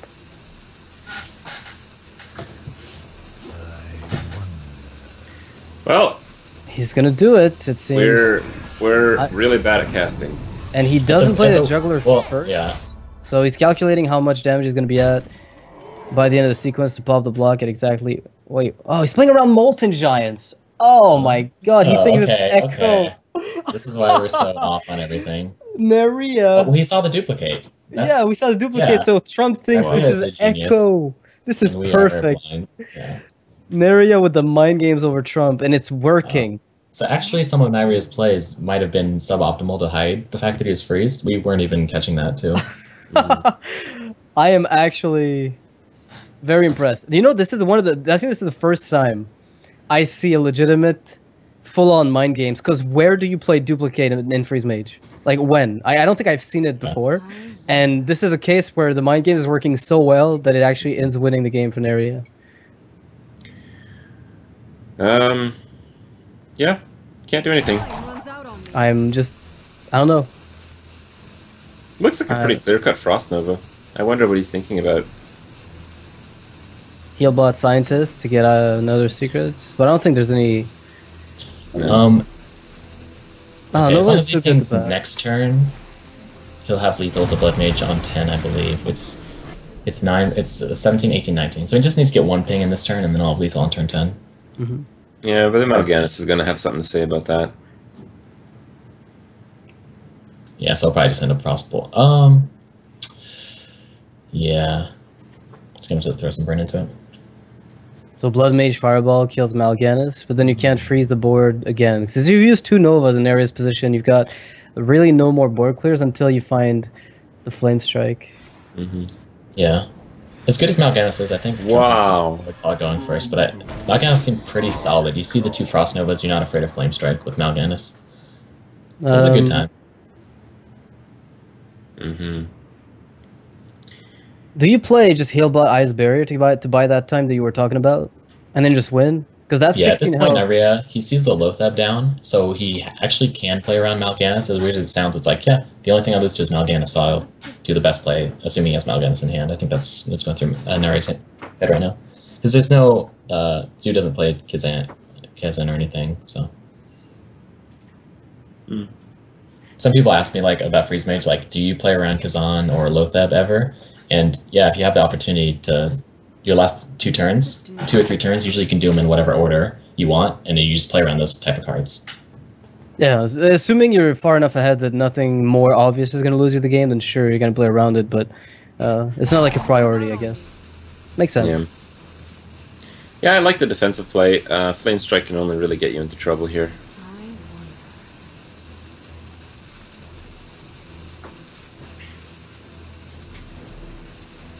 Actually, Flame Strike knocks out Flame more Strike damage, thing was actually, I was going to say, removes quite a lot of damage from the board. Because Flame Strike gets kind of worse from here on out when you don't have the mana to do it. You kind of want to Flame Strike this turn, then if he has a weird board, you could actually, like, maybe single target freeze something big. But yeah, this is fine. He wants to conserve, he's going for that next turn kill.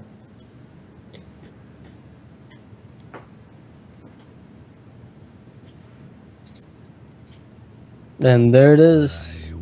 I think you might want to sacrifice a creature first if you Mal'Ganis, because you want to drop the Void Walker.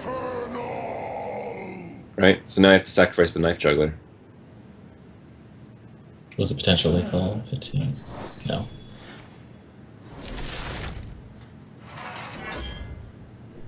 Okay, so Nyria, I've seen a lot of freeze mages that, especially with Patron around, and when you're on the fatigue plan, you actually don't play Doomsayer because it's pretty unreliable these days. They just play more AoE, for example. And Nyria's already thrown out all his freezes, so I don't even think he plays Doomsayer. So this is going to be hard to clear. Flame Strike is not quite good enough, so he has to Flame Strike and do something. Well, Blood Mage Flame Strike takes out Lotheb at least, and then you're still having to deal with the 5/6. Well, Mal'Ganis is going to stay up, obviously. Yeah, Nyria's really upset. He's like, I have Belita in my sights. Trump's still playing around Moltons. I like it. Oh. Okay, so there's Doomsayers, but no more freezes. He has one more Blizzard, maybe Conical if he plays it. Oh, what about Flame Strike Doomsayer? Doesn't that slow down the game? Doomsayer. Actually, he could throw out an Ice Lance there too. So it would just be the 5/5, the froze. No, it'd be an egg and a 5/1, right? 5/2. Yeah. Well, it'd be a and a Void Walk. And then Lothep. Yeah. So I think Blood Mage Flame Strike is permissible. It's not ideal, but it clears the board and it cycles your Blood Mage. You need to find some more cards. What about Fireball Ping? I mean, Blood Mage Fireball and Mal'Ganis drop Doomsayer. That'll tank 7 damage as he goes for face. Where do you find the lethal? You'd have to top deck like a defensive card. Yeah, almost always when you play a Freeze Mage, whenever you're planning your turns, you want to include Cycle whenever possible. Exactly. So your first priority is get the Blood Mage down, then plan from there. See if there's a viable plan. And I think Flame Strike is... Flame Strike Frostbolt just seems the best. Yeah, because Flame Strike, it gets messy and messy as it goes on. So you mean Frostbolt, Mal'Ganis, Flame Strike instead of keeping the Frostbolt for lethal? Okay. He's gonna go for the Fireball, and then Mad Scientist Doom? Or not Doom? Okay. But his hand doesn't do that much damage without the spell power anymore. Well, what's interesting though... Fireball, so. Yeah, I was gonna say, what's interesting though is that with the second Ice Block, he's still possibly going to win on the pings. If it takes long enough. Okay. Trump's probably figured out that he's with 2 Fireballs and no Molten coming down that turn. Do you think he's still playing around the Moltens? It could still be like I don't know. It's so... Yeah. I mean, Molten, Echo, Molten, Sun Fury, and then you're like, well, that backfired. What can Nyria actually get to win, though, is what I'm thinking. Like, he has to be running... You could do Blizzard, then Ice Lance, the Egg, the Nerubian, then Doomsayer. That just keeps going, though, but Trump's card quality is really high. Yeah, I think the Dr. Boom is also going to kill you if a Blizzard comes down and you Doomsayer. In this specific case, it'll win Trump the game. So from our perspective, I really don't know what Nyria could get. Looks like he's gonna suicide some minions here. And he's gonna get plays. the one Boombot. Oh, is he gonna get the Mad Scientist swing in? That's huge. Yeah, that's actually a... Yeah, with 2 pings, that's 17 damage. He needs to heal. He's got the Ice Block. Oh my god. Well, it doesn't matter. I mean, if the... That's enough. You can't clear. No. You just Ice Block, ping, and then you have enough damage. That's the only way you win. Yeah. It's good enough. Yep. Should be good.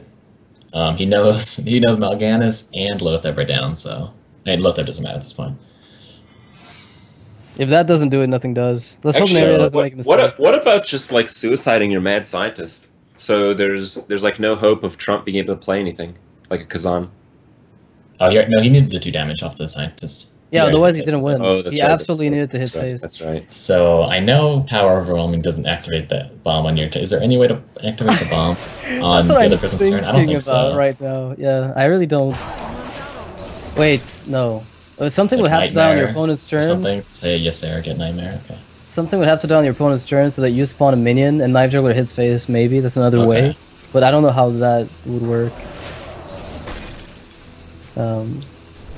So he still needs to Oh, wait, he's really one off? top deck hard. Yeah, no, he needs to top deck really hard. Okay, He's I off did math. lethal. I thought he had enough with the two things. No, not quite. Okay, so if he Trust doesn't have the fireballs, he doesn't have. I don't believe he has a. Does he have a frostbolt? Pyro could be. No, he's played two. Wait, no, he didn't frostball the second time. I think The frost novas would be huge here. they're gone. So rip. They're gone though. You know. Doomsayer's a no ever. So I guess Alex Straza is the only defensive play, but in this case, it doesn't even save him. Just have to be Pyroblast. That's Yeah, it has to be Pyro or. What other funky card could Neria be playing at this point? I don't even know. Nightblade? Let it happen. For Nyria, that would have been such an amazing game.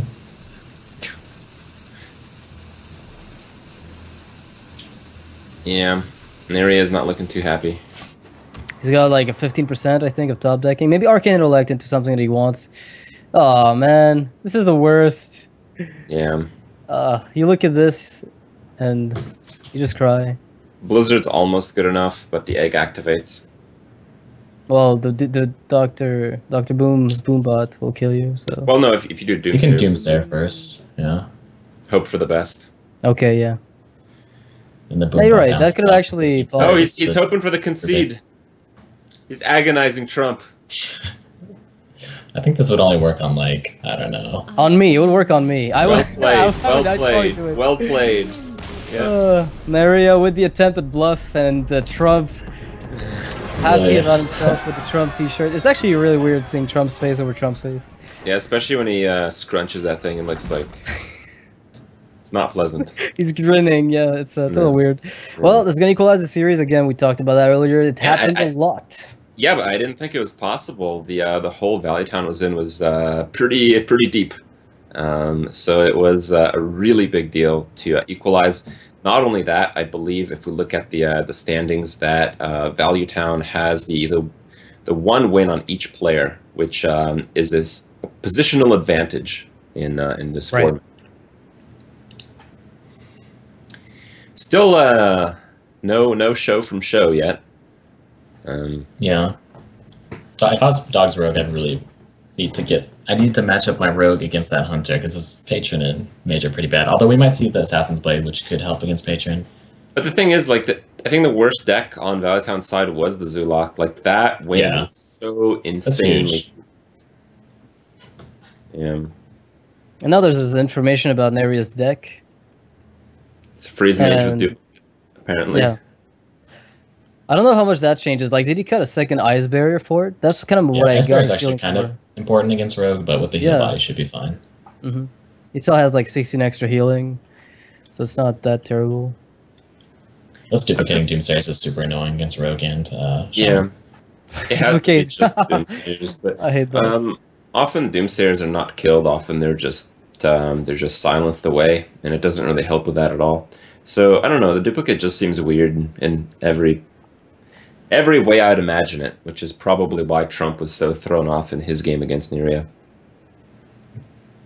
Yeah, it's pretty reasonable though, because it cycles your deck with like sometimes your scientist doesn't work, so it like guarantees your scientist is always going to cycle your deck one, and you just duplicating pretty much anything is pretty useful. Another thing to note is that Team Liquid had all the good matchups going into this, but now Neria's Freeze Mage doesn't really seem that great. It's obviously all right against Rogue, but I think it's not really supposed to win against a decent draw from the Shaman or a Control Warrior at all. Yeah, it's near 50 against the Shaman. I would say it's a slightly unfavored against Shaman, but it's still like near 50. Mm-hmm. All right. Control Warrior, and Well, then without them, yeah, no Malgus, no chance. I'm hoping we see some action from Show. Last week, I think Liquid had a pretty bad run against, in fact, your team, I believe it was. Yes. Yes, it was indeed. That was like the most convincing victory we'd seen as far as matches went. So Show was the only player able to get a point for Team Liquid with the Hunter in that week. Yeah, we put a lot of work into our lineup that week, and we knew we were taking a slight risk, but once we saw their lineup, we were like really happy that we brought like Control Warrior and we brought Mech Mage, I think, and then something else that was kind of off, but it worked out perfectly. All right, well, it is going to be the Hunter from Show against the Rogue of Dog. I think this is pretty close to a toss-up. Well, the Hybrid Hunter is, though, depending on how the draw really lines up from Show's side, because if he draws on the more aggressive side, then it's going to be obviously sometimes a little tougher for the Rogue to stabilize unless she's got the exact draw. But if he draws an average curve, then I think it's a little easier for the Rogue. Yeah, this used to be a Rogue favorite matchup, but most Rogues, I don't know, Dog is with me on this, that like we don't like playing the South Sea when it's not necessary.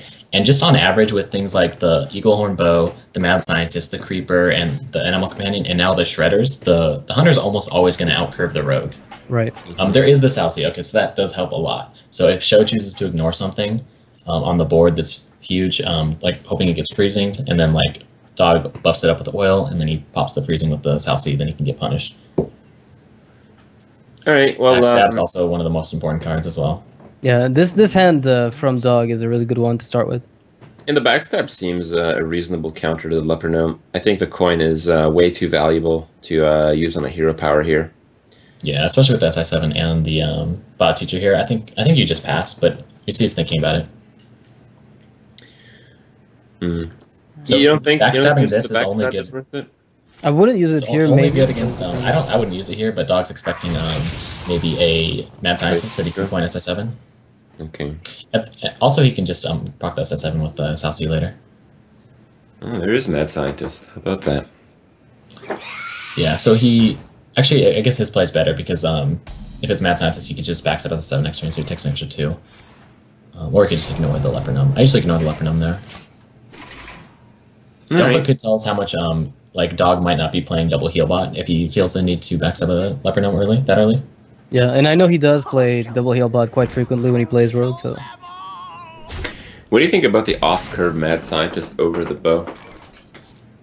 I like it. I like concealing the bow. If he did play the bow, I would recommend not swinging. Not swinging is really good against Rogue. You see a lot of hunters that just like want to swing the first swing so they don't like lose charges by the end of the game, but almost always it's best to just hold the bow against Rogue. Well, Dog is trying to get his deckhand frozen here. We'll see if it works. Wait, yeah. Oh, well, it might not work. It might be explosive, right? Yeah. And it is explosive. Turns out they're going to be punished a little bit, but not too much. It's all right. Wow. I'm actually surprised. He played as if he knew that was freeze trap and then like swished around as the trap came through. Yeah. Well, he could have attacked the face with a weapon to see if it was explosive in the first place, but then what do you do about that creeper? Okay. Okay, I guess I would still swing there. I would take out the SI7. It's just risky. It's too good, right? To not take. Yeah.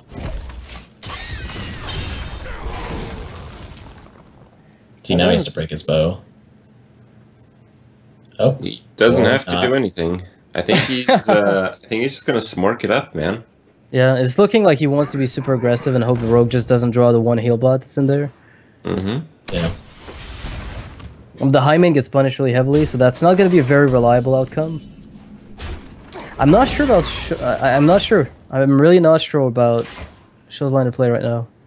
It's super aggressive. I'm not sure about Dog's line of play. Like, he's just giving the Hunter an endless amount of time.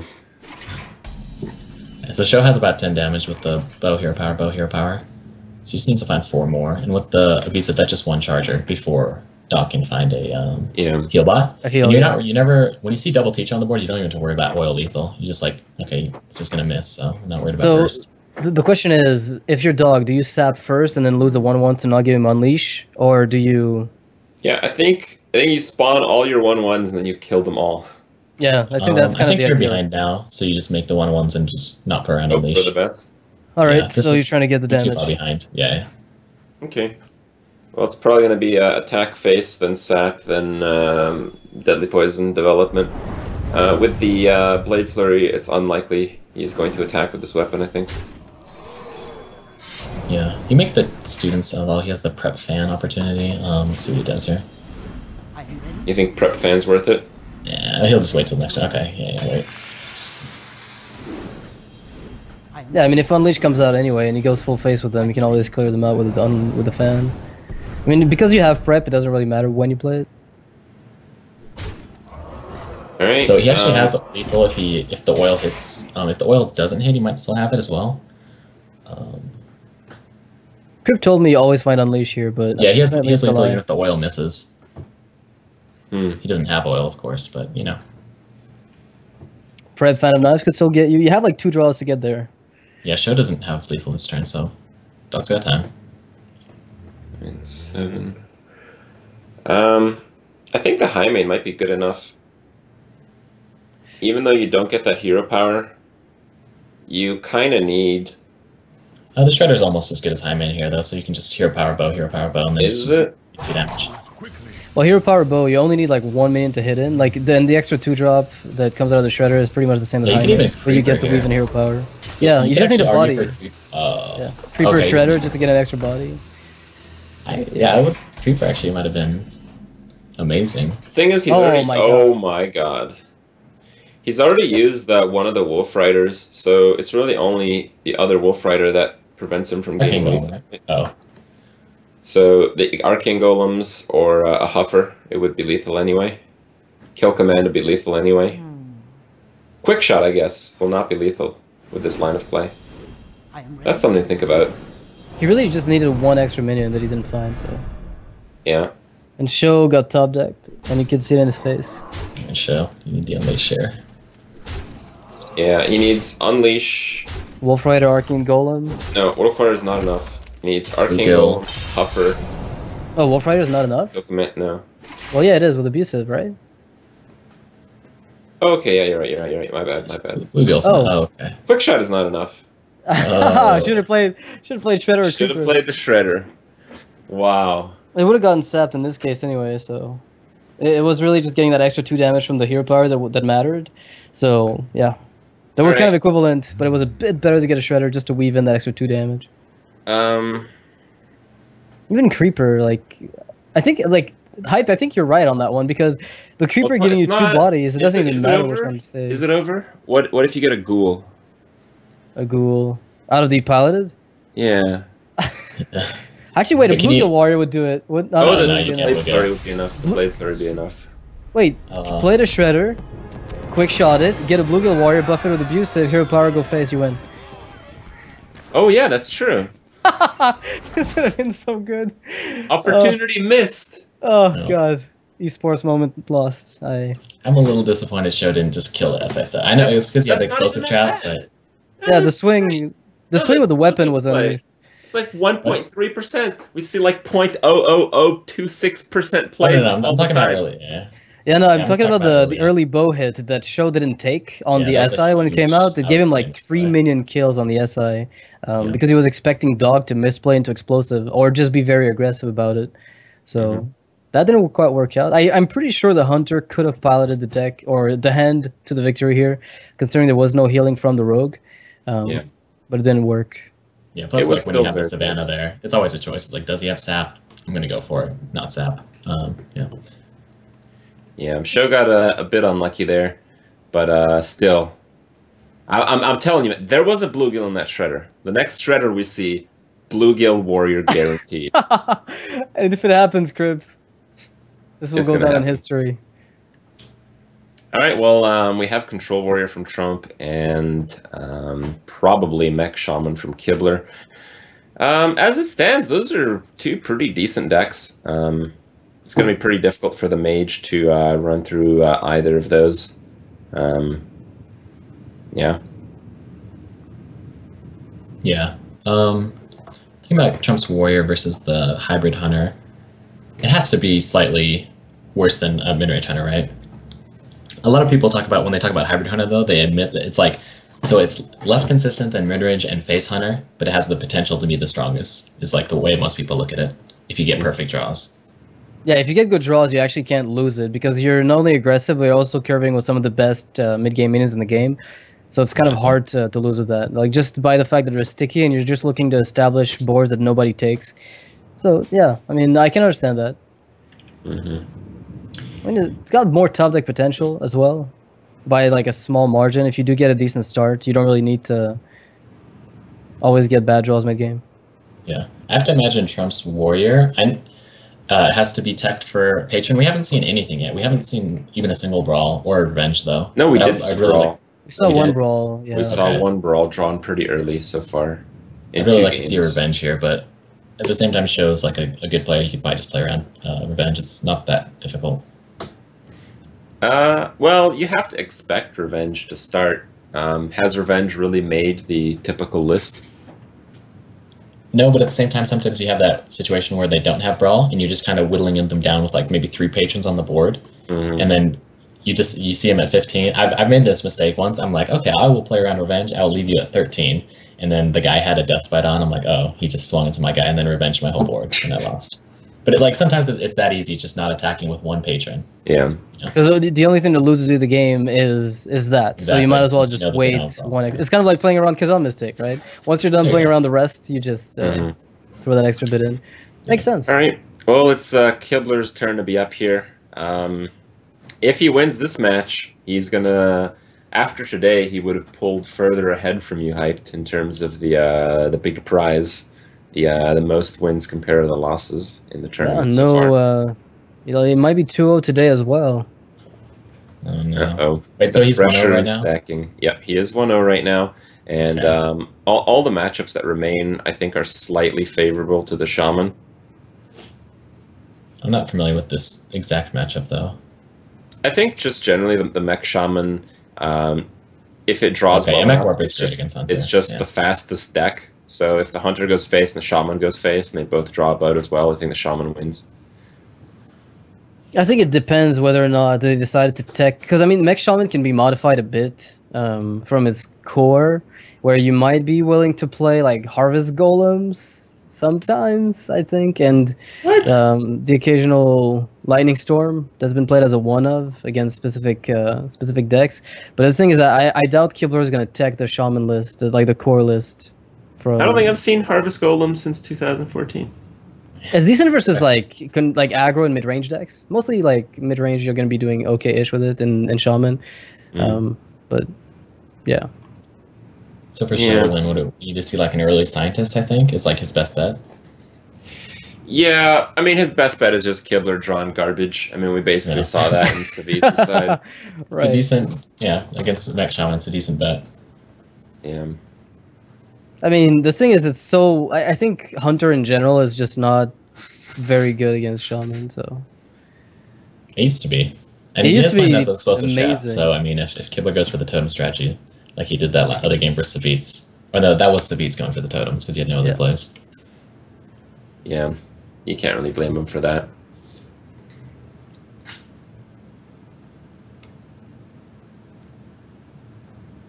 well, if Show gets Unleash. I mean, it's one of those things where Kibler only needs to get a certain amount of damage in because there's no reach. There's no healing start for the Hunter that's going to force the Shaman to have more reach. All he needs is get about 15 points of damage in, and then sometimes the rest of the damage can come from hand. Yeah. directly. It's Even if Show cleans up a board with Unleash, he's Yeah. probably still going to lose if that's what it takes for him to come back in the game. The early game is so important, but like turn 4 is like this. It's already decided, right? Like early game, we're Yeah. talking about the first 2 turns in the game. Are Yeah, often exactly. gonna decide the winner here. pretty much. I mean, you're Also hoping waiting you're for not on that the turn bad 0. end. Oh, turn 0's happening. There we go. Nice. Uh, Oh that my is God. not- okay. What a well! Both players are Actually, really the getting a Creeper start. Knife Chugger is I pretty think the solid. Hunter's better. The Hunter has the better start here because he has the perfect start with the Juggler and the weapon. Well, it's kind of modifying. Maybe, but like on average, like the average Shaman hand, that's far superior to the average Shaman opening compared to like Hunter's average. I mean, that's like a big average Hunter opening, right? Whereas Yeah. Kibler's Shaman opening is like top 2%. Yeah. So the consistency of the Shaman, let's just say, is at the very bottom of the barrel compared to this. So, Wow. whoa. So So do you Mech play Warper, Annoyatron to- Annoyat- yeah. Mech Warper, Annoyatron, and then Whirling Zap-O-Matic and Spider that other Tank. thing. Spider Tank, yeah. That other thing. That other Sounds thing. good. Okay. That one? It's just gonna be Oh, no. that's aggressive. No Also, they abusive, did- no eagle horn. Yeah, Okay. interesting. So no quick shot, no. I feel this can get really punished here. You know, there's a good argument for it, which is even if he does kill, if he doesn't kill it, you win, and if he does kill it, then you still have a spider tank, an Oilotron on the back of this, and you should be able to keep those. If Show gets lucky, he instantly wins the game here. Yeah, it's juggles be good, right? At the same time, if just going for that is having the neck juggler on board, which kind of demands an answer, right? So it'd be a solid play. You just maybe take an extra 3 damage. I would have liked to see the neck juggler. Oh, okay. Well, I guess he figures he's gonna bow that down next turn. Oh, oh, this is getting. It's getting really out of control. Yeah. I mean, if you play an Oilotron and Zap-O-Matic, you have to pop at least the Sergeant. An Oilotron Zap-O-Matic Lightning Bolt. Yeah, but I mean, you'd have to bolt a 2-1 to hope to keep the Zap-O-Matic alive. But then Bow comes up, and I mean, I guess you don't lose the Zap-O-Matic in this case. I think I like that the most. Yeah. It really gives you a good follow-up damage-wise, which means you're gonna race ahead pretty wildly, actually. But this, like, if Show had just a bit more mana, this would be just, you know, Bow Juggler together are pretty insane. And it could have still been a super big problem. Alright, well... Ouch. Okay, I like this. It's good for him that he picked up the Leopard Gnome, because otherwise his Curve and board were going to look very, very measly versus the Hunter board. Well, both players are running out of steam. I think if both players are really high HP, which they are, it favors the Hunter. Yeah. I'd venture to say so. I think, and at this point, none of them has card draw, right? And none of them can, well, I mean, at least the Shaman can't realistically think about trading at any point. Whereas the Hunter doesn't care. Like, eventually, if the game drags on, he should be the one pulling ahead. Yeah, that's a pretty big swing card as well. Alright, well, with good juggles here, Show should start to crawl back in the game pretty well. I think the Creeper into the Wind Fury here is the best. Yeah, you have a source of 1, 2, and 3 damage, so you could handle pretty much anything. That's a bad juggle. That's a really bad juggle. It's good. It's good enough. It's not that bad. I mean, you take 2 damage to the face and you wipe the You're right. It's okay. You actually don't have to kill it. Oh yeah, you did. Face would have been worse. Actually, I think it might have been the best because you only took 2. That's pretty good. Yeah, I guess you're right. Oh man, so he's 2.0 here. Okay, so now the question is, killing the juggler doesn't go to your game plan at all, does it? So you just have to go face, right? Yeah. The question is, do you really think it's gonna work to wait for that spell damage? Oh, okay, I see.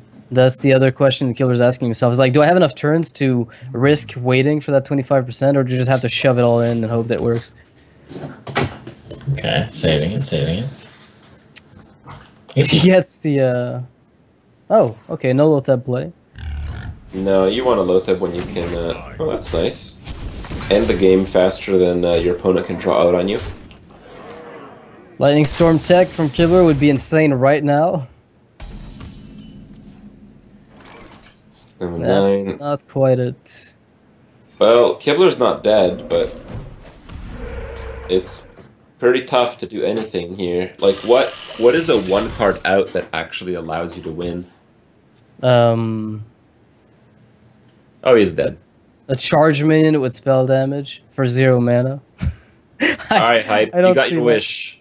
Kibler goes down. Kibler's 10 and 4, I think. So he's still a bit ahead of me in terms of ratio. I'm 11 and 4. He's 10 I think and you're 4. 11 and 5. I think you lost the game today. Oh, yeah, I'm 11 and 5. Yeah. Oh, man. The next match could be decisive. Double check. Alright. The Shaman is not able to take a victory over the Hunter, but it is still, again, pretty favored against the remaining decks that Liquid has. Now with Show claiming that win, Show's got the Warrior. We haven't seen what it is. It's I'd be very surprised if it's anything but Patron Warrior. Show's been practicing that to great success since Blackrock map. It next to exists, it. yeah, pretty much, exactly. He was doing like a lot of Although, control warrior before, but he has been playing a bit of the Deathlord warrior. It's pretty okay, good against all enlighten the me. cancer decks. You know, I knew the Deathlord Hunter, but this Deathlord warrior, I Deathlord have warrior. no idea what that is. It has 2 Deathlords, 2 brawls, 1 slam. The slam sounds weird, but it's it's worth mentioning. And Okay. just to update, I am 11-4, and Kibler is 10-3. Okay. Oh my god! Okay. So if he loses this, you're race ahead. If he loses Yes. and doesn't win another And game, doesn't win. Yeah. yeah, you're gonna be the one taking the lead in this Master of Duels I'm competition. trying to steal all the glory. Mhm. Very Yeah. scumbag of you. Very Thank you. scumbag. All right. Well, it doesn't really matter too much, I think, here to get benched, does it? I mean, Trump's control warrior. Actually, it might. It might. If you know the shaman is benched, if you know you're up against control warrior, then you'd play patron for sure because you really want to dodge that freeze mage versus control warrior matchup. That's really all it is. If Team Liquid can dodge the control warrior versus freeze mage matchup, I think they'll do just fine. But if they can't, it's really bad news.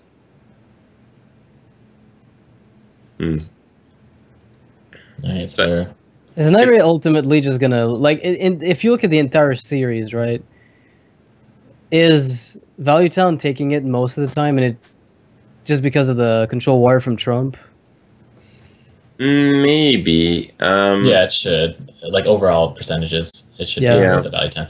But that controller keeps losing like these good matchups. I don't know why. Yeah, there's something. It was a great pick this week, but it kept losing good matchups. Well, it lost twice before it won once last week, and it's lost twice already so far. Wow. Well, Neria could lock out that mage and be done with it, and then Control Warrior still typically wins versus the Patron, depending on how things go, but you never know. Now I would say it's like 45% for Control Warrior. We didn't see the second brawl. We haven't seen Revenge. You guys don't think Revenge is that good, but I think it's still only like 45 for the Control Warrior. So Patron is just that good. Yes. Well, the picks really went Team Liquid's way here. This is pretty close to an even matchup, but it makes it so if Liquid wins, they're in like incredibly good position. Actually, I guess if Valley Town wins, they're in incredibly good position. This is really the decisive match of the tournament here. Okay, nothing special for Kibler here. Maybe not. Naria has no answer to the Whirling Zap-O-Matic. And he's going for it. I like it. Maybe he saw that Naria tossed everything. And looking at Naria's hand, none of that is worth keeping. So Naria probably did mull his full hand. That's why Kibler's going for this. Yeah, Crossbolt he's trying it out. answer. It's good for Neria that he had this, because this could have gone out of control pretty fast. I mean, what does Freeze Mage do against a Doomhammer? Like, it's gonna get full damage in. I guess it's gonna negate the double barriers. You can Ice Lance to deny the amount of burst that you expect to come out eventually. Wait, double barrier? What? Because he doesn't play the second one. We haven't seen this entire deck. There's like 3 cards I left believe in we this saw deck. 2 ice blocks and 1 barrier, 1 duplicate. So Duplicate. I'm guessing he cut it, but it makes sense. You play heal bot, you could cut an ice barrier. You just duplicate your heal bot. Easy. Pretty solid hand. Well here, but oh. Well, that's a pretty good card. Yeah, none of Nairia's cards are good long-term cards. Those are all just short-term answers. Like at this stage of the game, you're looking for your draw. So he's 1 draw off the Blood Mage, and he has no like Doomsayer freeze to turn it around. Although he does have the Frost Nova. And that Frostbolt save makes it so it kills the Zap-O-Matic again. Oh man. The question is whether or not Kibler prefers that to the Fire Guard. Because Fire Guard will get in, like if it gets 6 to 7 damage, I guess you could get as much damage output as the Whirling. The overload stops you from playing Doomhammer. Yeah, I guess you really want to curve it in as fast as possible. And then you can play Doomhammer into Fire Guard. Yeah, exactly. Yeah, it's much better. But at the same time, like the amount of damage you get out of Fire, like you're forcing him to have Fireball for the Fire Guard. Yeah, but the odds are likely that you're forcing him to have Fireball for the Whirling Zap-O-Matic. As well, okay. Because you already saw 1 Frostbolt. Not playing around he's playing around Duplicate, so he doesn't want to give his opponent a second Thalnos. Well, that's good. That's good. Very good play. Shaman is usually the easiest to play around Duplicate, though. You just Earth Shock things, and you Hex the other things, and then Duplicate never happens. Not that he has Hex in his deck, but maybe. Garo's playing it. Yeah, it's been actually like I think Mech beats, Shaman is switching around like I think Mech beats, Shaman is switching around a little bit to where you see a little bit more control tools, as weird as that sounds. Like they're not full on Wow. control, but Look at that. look at that. It's curved. What? It's curving pretty well, isn't it? Yeah, Nyria just Ridiculous. Crazy. Doomsayer one time for Nyria. Although I guess he could just crackle Rockbite at the Doomsayer at this point. Yeah, it's 75% kill on it. So That's still spell fine, damage though, actually it's 100%. because- Never mind. No, that's fine because you can follow up with a Flame Strike play. Yeah. Oh man. That is not good conical positioning So Blizzard. or right? Shredder positioning.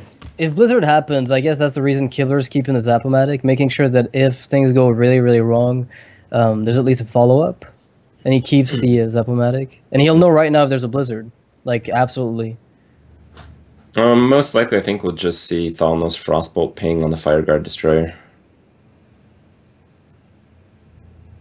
Double Thalnos Frostbolt. Or Or like double Double Thalnos or Mad Scientist. Either way, you want to get your cycle cards going, and you can just ping next turn. I think, which- yeah, the Scientist is better, because you kind of do want an Ice Block in relative At time. some point, yeah, exactly.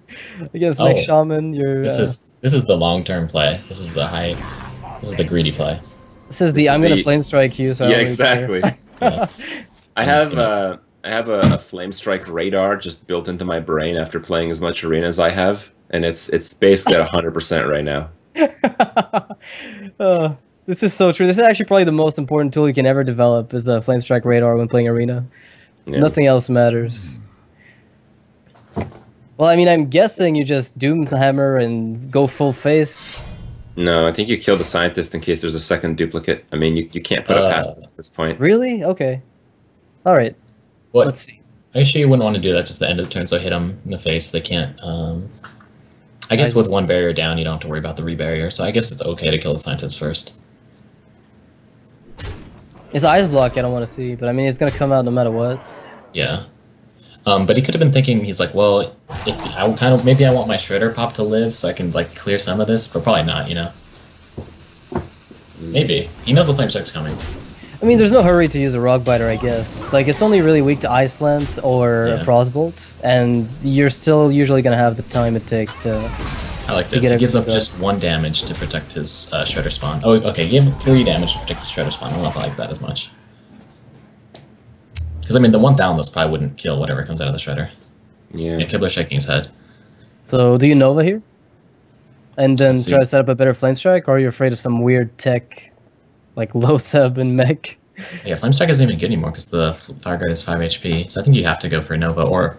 I Well, you like the can Frostbolt last turn you can better. Frostbolt Nova and then ping the Fire Guard to set up for a perfect Flame Strike. Right, Yeah, you pop that's the not- Shredder right I- now. Yeah. Like, perfect Flame Strikes aren't your goal, those Freeze Mages. Like, more just, like, getting, like, good Frost Nova turns, and but he's forced to this turn. So, like, okay, there's another Frost Nova, good for him.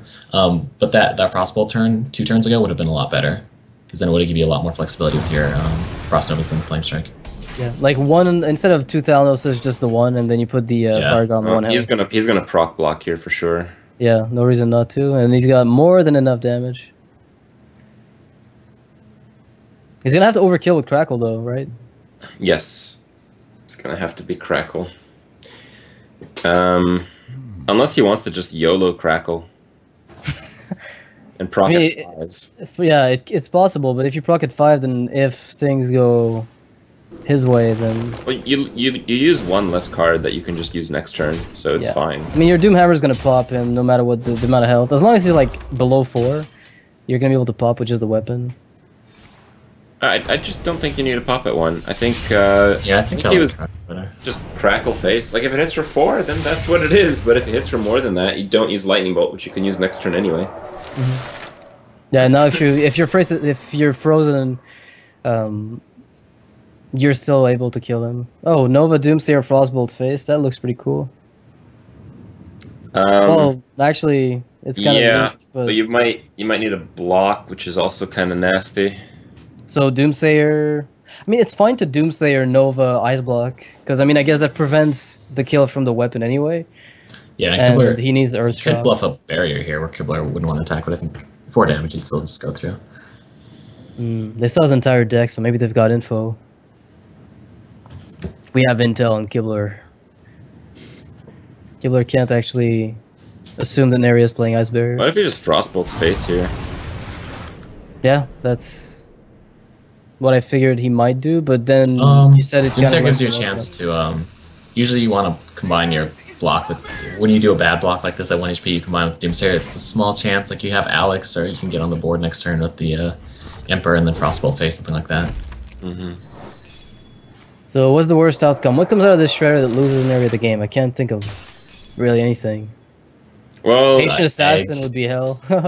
The egg and the Patient Assassin would be annoying. I can Flame Strike Patient Assassin, Frostbolt Gilding face. Stalker. Yeah, the egg's the worst probably. Oh, hello. Yes.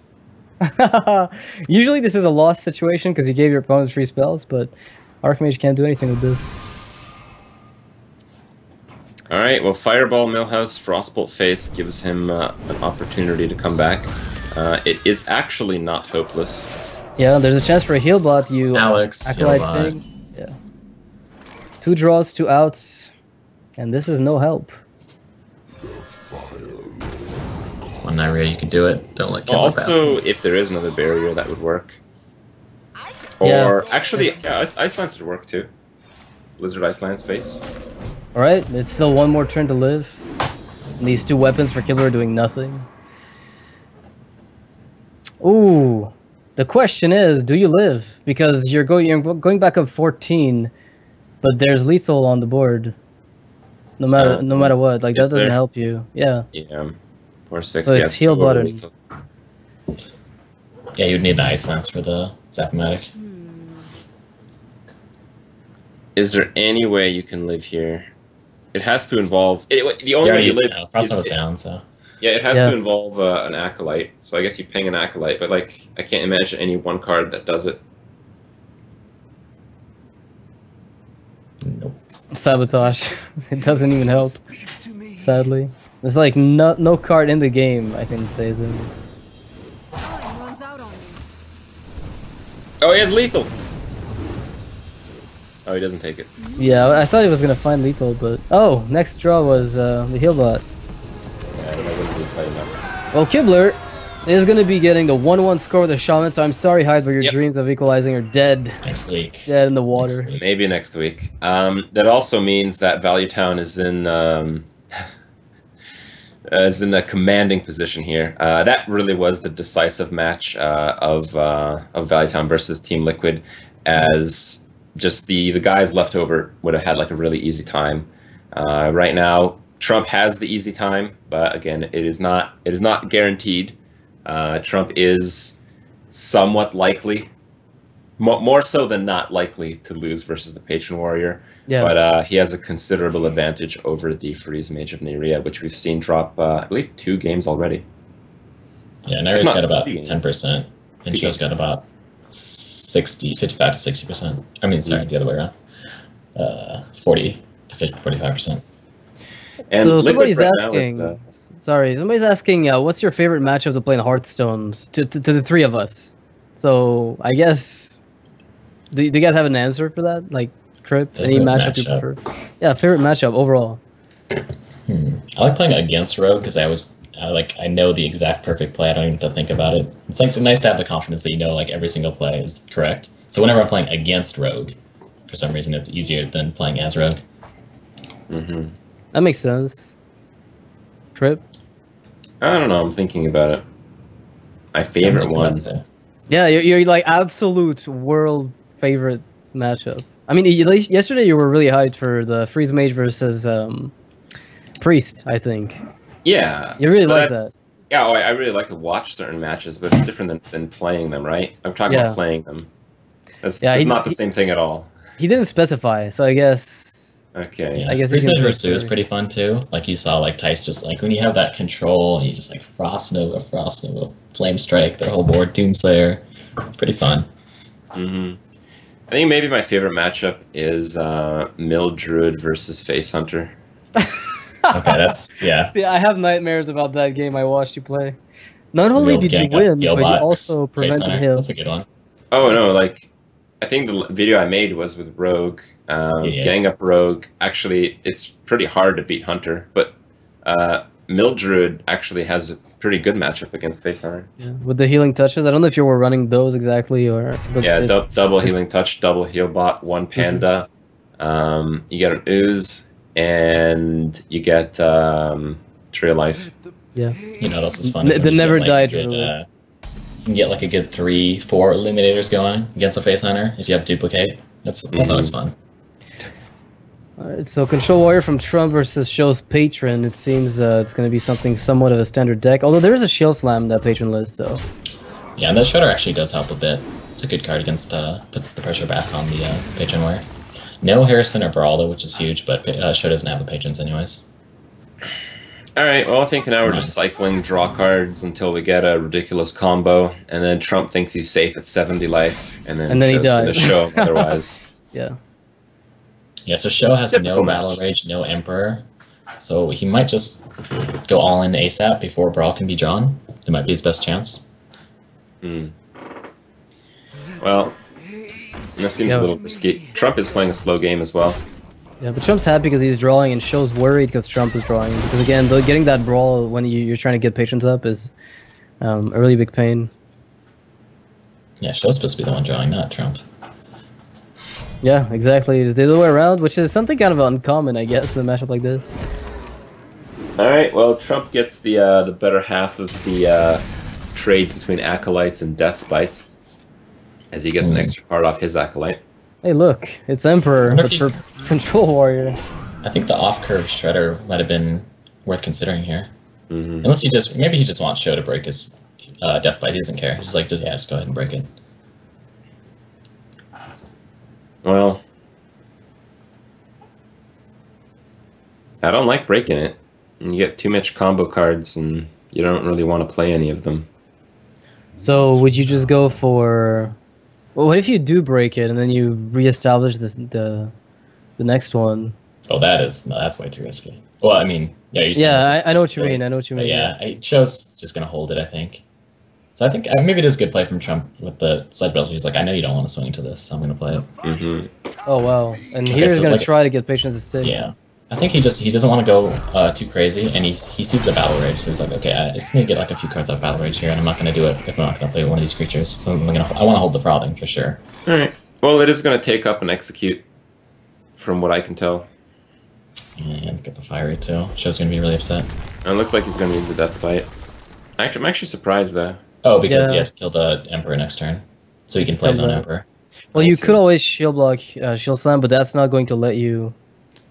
Yeah. So what does the Fiery let you do? It lets you shield block, but this is the kind of matchup where you kind of want to shield block and armor up instead of shield block over armor up, for example. But I guess he just wants to draw. He figures he can just shield main and shield slam the Emperor. Yeah, establish tempo plus kill something. Well, no, he would play shield slam and his own Emperor. He has 5 armor. Yeah. Okay, it works. Death Bite into a slime. That can feel good as Patron. This is like a minion usually used to power on your Patron Frenzy. Yeah, both players just running through their weapons very, very quickly here. But I think this type of trade favors the Control Warrior because the Patron Warrior has to set up quite a few things to get through all of that armor. I think Trump could have considered going face with that Fiery there, but with the Armor Smith on the board, he might just be short. But I mean, with 2 swings of the Death Spite, a Grom and a Cruel, that's 20, 23 with the Fiery, and then another 5 from the Emperor, assuming Show swings into it. That's a lot of damage. 28. Battle Rage set up, so at least he's gonna get 3 cards at this point. And yeah, protecting the Armor Smith is huge too. Not that he knows it, but yeah, Trump is almost lethal. The Shredder's almost sure to connect, though. Yeah, I think most of the time, Patron really...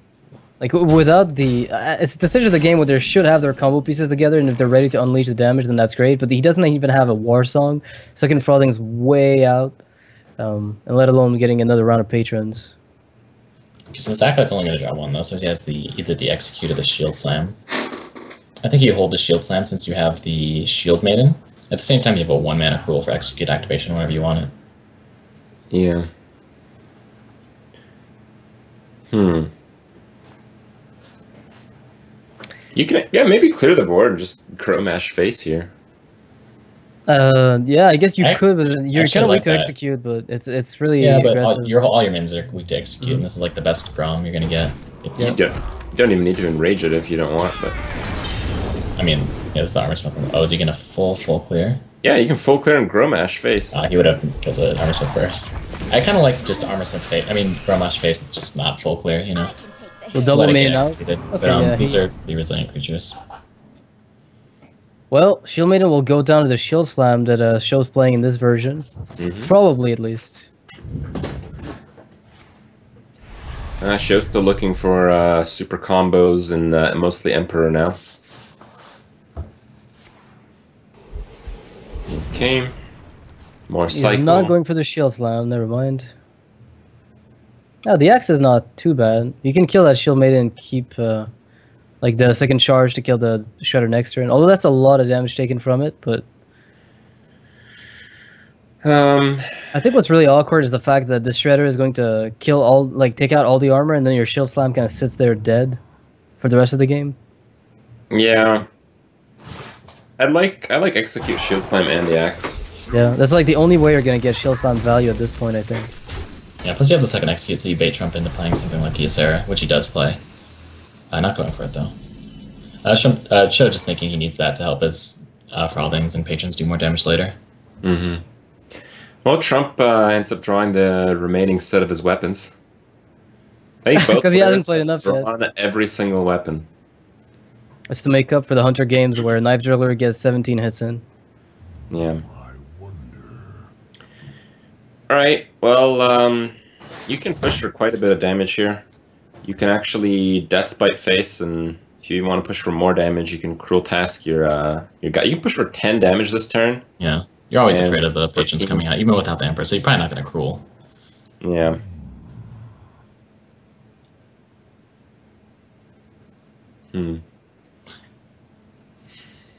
Actually, if you do Cruel, you could Shield Slam that, or do that, and then maybe you could just Cruel the Grom and go face. You don't think he has an execute based on his last play.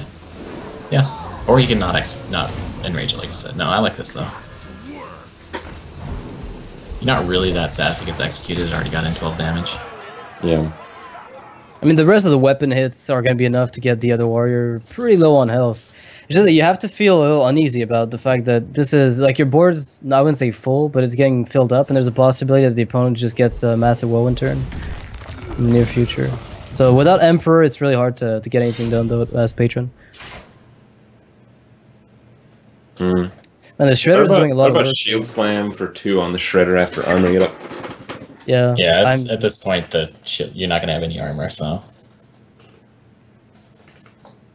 You're never getting Shield Slam value. Like, it's just not happening. Which is why I thought he might do it earlier, like when on the turn with Shield Maiden, but apparently it seems like he figured he could face tank a bit of damage, lose the armor, and use it afterwards on the Shredder by just armoring up. But really, if you look at it, if nothing good comes out of the Shredder, and I mean, that's usually the case, Trump is nothing. Yeah, he has to top deck answers, but at least the 2 executes out of the way. So they could stick around. Oh yeah, we did learn that Shredder pop from the Hunter game was not a blue build, though. We forgot to mention that.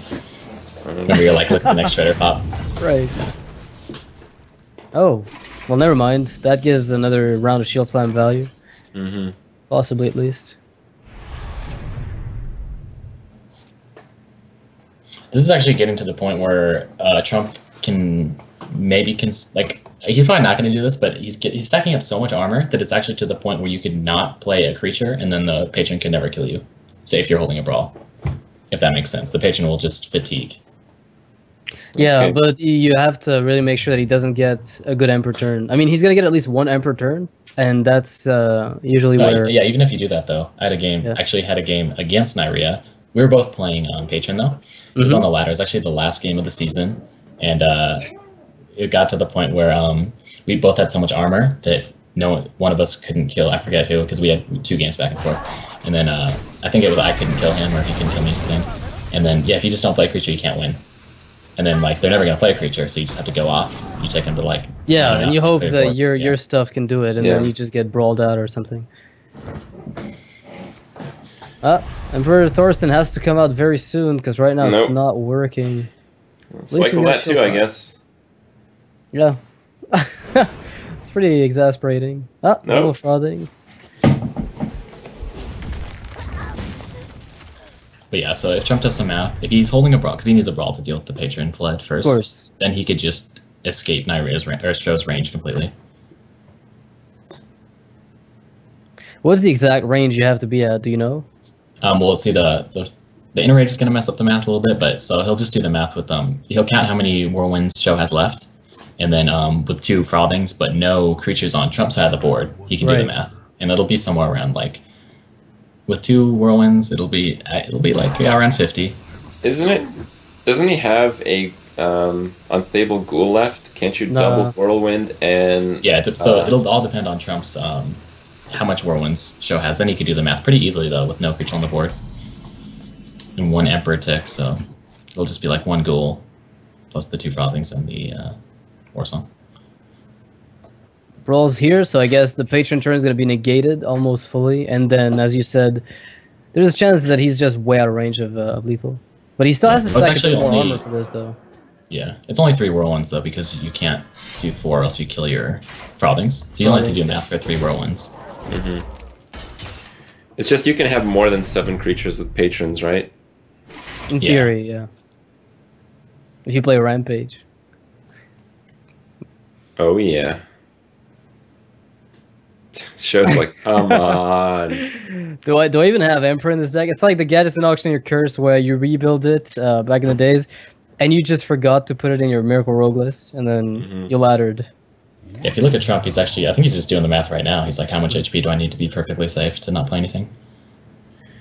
The reason Show hasn't killed that creature is exactly for that reason, that he needs more whirlwind effects to hit into Trump's minions. Yeah. Show's doing this is like usually when we play Patron out here, you have a running count. You're like, if I get the second whirlwind, I'll have this much damage with, and then you just like you have the whole equation. Like you can even do a spreadsheet. Me and Sane were trying to make one, and so you have the whole spreadsheet filled out, or like as you play, like you don't do it during the turn, but you have the whole spreadsheet filled out, and the only variable is how many creatures they have, and also you have to do like how many because some of your creatures will die to. Like your unstable ghoul and be hit by 1 whirlwind, for example. That thing will only be hit by 2 whirlwinds, for example. But basically, you only have 2 variables that you plug in. Where is Emperor Thorsten? What on earth? This is the worst.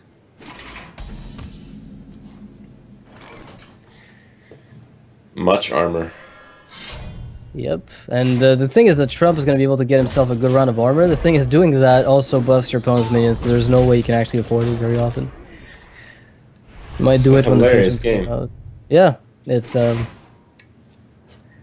on, Emperor. 2 cards left. There you go. Okay, so what's the last card? Does he wait? At this point, Show might be thinking he needs like 2 Emperor ticks to win, but we'll see. Well, the 2 inner rages might add up. Yeah, the 200. It's like Crip said. The if you like, you might do more damage with Warsong Frothing Patron because you can make more than 7. More than 7, Patron. yeah, exactly. And especially with the inner rage, the patron benefits a lot more from inner rage than the frothing does. So I think that will happen unless he could magically get 2 ticks off with Emperor, which is never going to happen. Yeah, he has to know what the last card in this deck is, because maybe he wants it for that combo. Yeah, I mean, why not? You pretty much have time. You saw Grom. You're dead to Rag, Cruel. No, not even. You're too off. Okay. Yeah, you're okay-ish to Rag. Maybe Trump's done the math and he could just, like, kill his own Recombobulator here. Why not? What if you play double Armor Smith, go face, then hit, and then brawl? I like then it. Brawl your own minions? that's MLG. Then Show just makes 7 patrons and wins. Yeah.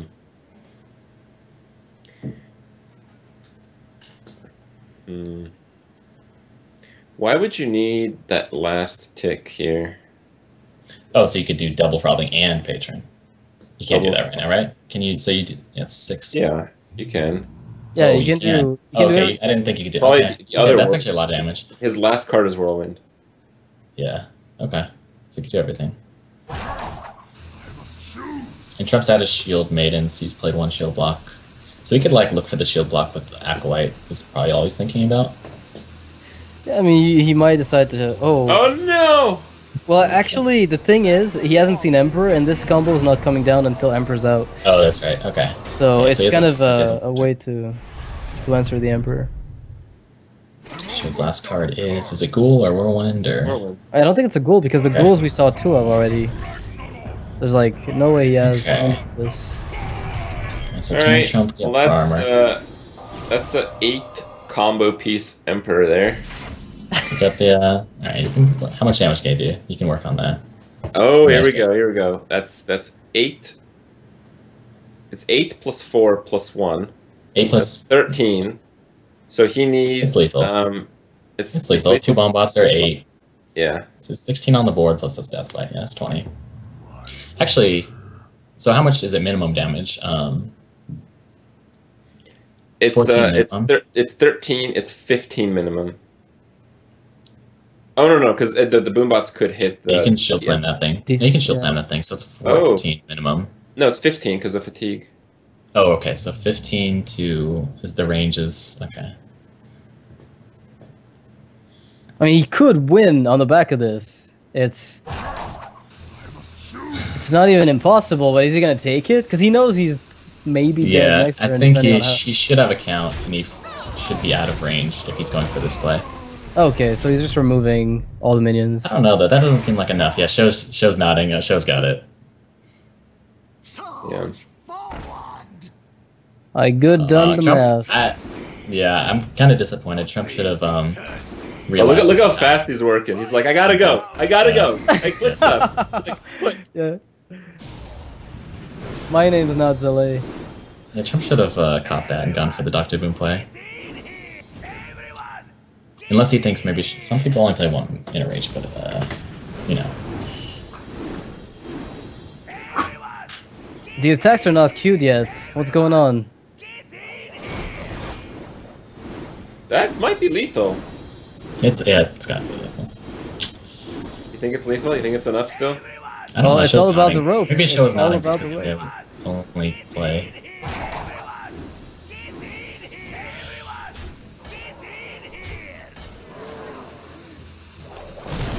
All right. Well, that's 7 apiece. 17, 34. 17. The rope, man. The rope is crazy. Yeah, I think that's like barely enough. I think he Yeah. won by like damage or something. No, but the patrons spawned because if the patrons didn't Trump is spawn, yawning. he doesn't have Trump is lethal. yawning. Oh, you're right. He's got 34, man. He's missing just a bit if he doesn't have. Well, never mind. He's Okay, got okay. It is one over. it. Yeah. Oh man. Wow. Oh, should have gone for the boom bots. Trump is like, this game is so good. This is such balance. You can see it in his face. Oh well, I guess that'll Well, I be. I Patron think Trump doing what had he an does. above 50% chance to win with the boombots. Right. Yeah, so you needed 3 damage out of a range of 8. Yeah. Or 4 it was damage, right? above 50. I think it was Mhm. 3. And you have Yeah. to expect what's coming to you. So do you think actually maybe Trump made the misplay not going for that? Now that No, we're definitely. He like should super have had a hindsight. count. He should have been able to calculate how much damage Show could do with no creatures, which was lethal. It's not that, I mean, there wasn't even like extra patrons, right? It was just like Yeah. the very basic. Yeah, it wasn't like a super complicated one. Well, Yeah. I feel like maybe you could have done more damage if you double inner rage the same patron before world. Yeah, yeah. I have to imagine Show's like, he got it down though. He's tested both, you know? Maybe Yeah, maybe but- he just went for the BM one over, you know? maybe he Okay. went for Oh, the yeah, one he that knew didn't both. take forever to duplicate. He needs to tilt Trump because he needs to be on tilt to lose to control freeze mage. Yeah. It needs maybe even more than that. Yeah, that sounds like a perfect strategy. You're just like, you know what? There's no way this ends up losing to Freeze Mage, so let's try to tilt the opponent. Yeah, a little bit of BM. All right. Well, the chance on Iria wins here, it's very, very low. This is Yeah, one of Trump's this. got This the, might be the worst matchup out of all the decks in Team Liquid versus Value Town match. Yeah, most likely, yeah. And there's not much they could do about it. These are the last decks. This is match point. It is not unwinnable though. I think out of all the games that I've cast, I've seen Freeze Mage win about half the time. But Yeah, whenever Freeze Mage lucky guy, wins, I though, guess. it involves the warrior not playing Rag, maybe cutting a Shield Block or Shield Maiden, and we know Trump's built his Control Warrior with Freeze Mage in mind. 2 Shield Maiden, 2 Shield Blocks, Ragnaros. Yeah, there's no way you don't. I mean, True. especially knowing that Freeze Mage is everywhere right now in the league. I think it's one of the Well, most recurring commentaries. So usually what I see is like in the times that the mage wins, and again I've seen this quite a bit. It's like an Alistraza that like takes a lot of work to kill, and then comes an unchallenged Archmage Antonidas, and that's the win condition basically. Yeah. You could still win if they have full removal for all your big guys, but maybe like a swing into your Emperor will give you the extra push you need as well. Yeah. Yeah, basically if you have 3 things that kill those 3 creatures, it's really, really hard to lose as the warrior. yeah, though you have like 3 threats to handle. The rest is usually somewhat straightforward. Fodder. Yeah. Yeah. Alright, so Nair is looking for like double scientist here to chip off the armor and an arcane intellect. Trump's got a pretty decent hand already. Yeah, He's got it's already execute starting pretty well. ready. That might be about as good as you can hope for, And honestly. Dr. Boom is good. I heard. Yeah. Is it a good threat card against Yeah, against because Mage? that's like the turn they want to flame strike. Yeah. Well, Yeah. I mean, Take it. as the mage, you have the Archmage and the coin. Antonidas, Yeah. and Acolyte, which is good, and the Doomsayer on the. This is actually a great Doomsayer. Both players have really good hands. And the Alex. Oh, no, that's the other person's Alex. Yeah. Wrong Mage. Mm. Yeah. Still though, Armor up. pass. Armor up. No, you got Pass. armor up before passing. You're misplaying it. Alright, so what is Trump bluffing here? sorry. That he has a Owl? Or, I guess, Execute. You're just taking his time, maybe. He I don't know. could kill it. He could Execute. Yeah, he's trying to If I'm see. not right here, I usually don't play the Acolyte here, but I think it looks like he's going to go for it. I was just playing on 5 for the guarantee. Wait, there too. was a Pyroblast earlier in this deck. He could have top decked that to He win. could have. right? He could have beat Trump. That's true. Yeah, interesting. All right. And he killed off his own scientist before the last turn to minimize, to increase the odds of drawing the Pyroblast, Mhm. getting that secret out of the deck. At this point, as the mage, you really have to hold on to the coin for Antonidas. So your hand actually gets super clogged. So it's sometimes you actually can't cast your draw cards. I'd be really happy to get one of the 3 mana secrets out of my hand on this turn because it doesn't draw. Then makes your hand smaller. It's just what you want right now. And the Acolyte is high risk, low reward. You're going to get 2 draws out of it, pretty much guaranteed, if you just wait till turn 5. Okay. Well, we'll probably see an Acolyte from Trump or just another armor. Actually, we probably will see another armor. Armor is more important than drawing cards. They're both about pretty. Yeah, no armors because you have like pretty much the cards you need. Belcher, or Belcher's not that good, but Dr. Boom Alex is good enough. You just wait it Definitely. out, basically. Like at some point, you'll be able to get a swing turn when when the mage tries to get their combo off. All you have to do is deflect it, and then you're pretty much staying in the game. Yeah. Well, I remember back when this was very common, and this was like one of the most common matchups you'd see because the 2 deck, like in the last Hero Standing format, for a while you had like a lot of Freeze Mage and a lot of Control Warrior, just Resident Sleeper each other to the end of the tourney. More secrets. There we go. Yeah, pretty good. Second piece of removal, solid. Probably see Acolyte armor up here from You Trump. could see an Acolyte armor up. Or I think Belcher's a little bit better, but I wouldn't be surprised to see Acolyte armor up, especially with the Cruel in hand. I mean, is Maybe it Belcher doesn't actually accomplish anything. Okay, maybe armor up Acolyte's fine. the only difference is, I guess, if you play Acolyte, there's a chance Neria plays his own and then draws more cards off of your Acolyte by smashing it into it, but he drew that anyway from his hero power. It's just that you're accelerating the process a bit. Whoa, Oh, that's never mind. really aggressive. Yeah. It's actually reasonable. Get a weapon? Yeah, he found one. Yeah, but Okay. now his execute triggers are maybe a bit limited in some situations. Okay, yeah.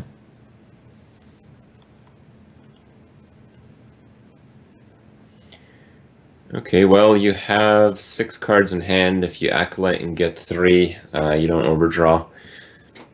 Seems like a pretty nice Acolyte turn then. You guess you're thinking about the Doomsayer, but that can get punished very easily. Yeah, it's not good enough. I mean, Blizzard almost never gets you value in this matchup, Yeah. so I guess you might as well take it next turn if it comes. Yep. At this So point, yeah, you though, don't care that much about Trump getting 1 extra card. Right. It's like there's a few cards you're trying to dodge, like the Alex and the Lotheb if he plays out. Although we didn't see Lotheb out of Trump though, did we? Not yet. We've seen pretty much his whole deck. Well, even though Show drew out his entire deck, Trump still had like 12 cards, so Okay. there's still a bit of mystery there. Wow, Ragnaros, there we go. That's Very a good solid. Yeah. So That's Dr. what Trump Boom, was Rag, pushing for. Alex, that's a lot of pressure. Neri won't be able to do anything. Yeah. What a crazy card, though. When you think about it, like I think it's one of the only weaknesses of Freeze Mage, like minion-wise. If you want to tech against Freeze Mage, Ragnaros is, of course, you could say Kazan Mystic, but that's worse across the board. But Ragnaros is overall good against the field, and it's just super good against Freeze Mage. Yeah, So it's much effort insane. has to go into removing it. Well, All right, playing Fireball. Doomsayer does stop the Doctor Boom. Yeah, the Shredder is not as like obvious of a counter as Rag because it does. Oh, okay, never mind. Thought that was going to the Shredder. I was gonna say, Never mind, he's just trying to set pretty up the solid creature. craziest Yeah, Archmage so- in the world. All right. He's real, but you know, when you're gonna go for like Archmage Alex against a control you need them not to have pressure, but Trump has a lot. Yeah, a lot of pressure here. It's still, oh. Wow, that works. If you Doomstar now, you still can't really Antonitis next turn. So you want to Antonitis on turn 9 with the coin. Coin and Nova. So you kind of want to delay your Doomstar one more turn, if there's a way to do it. What if you just Blizzard and wait? Is that just too bad? Yeah, at the You same can time, just, Nairi you is just Blizzard pretty. next turn. You just Blizzard Doomsayer Yeah, next turn. Nairi is pretty confident this Doomsayer's not actually going to go off though, so he's just going to do this turn. And So he can ping do that. the... So he can AoE this stuff down over 2 turns. Right. Yeah. That's the biggest telegraph I've ever been sent. If I'm Trump, this is like a perfect tell of what I'm about to do. Trump just slam the rag, hit it. Yeah. Yeah, that no. That's a great play. YOLO. And so shield block, shield slam is probably better than execute. Or you can, it's nice to save the shield block for the bounce later when they're trying to kill you. Mm-hmm. But how do you trigger execute easily? Alright, Armor oh, up. fire rate, yeah. Yeah, they have the weapon Yeah, to help it's- with that, but it's a bit of a... Okay. No. You're right. He's doing everything. I like it. Keeping the armor up. Mm-hmm.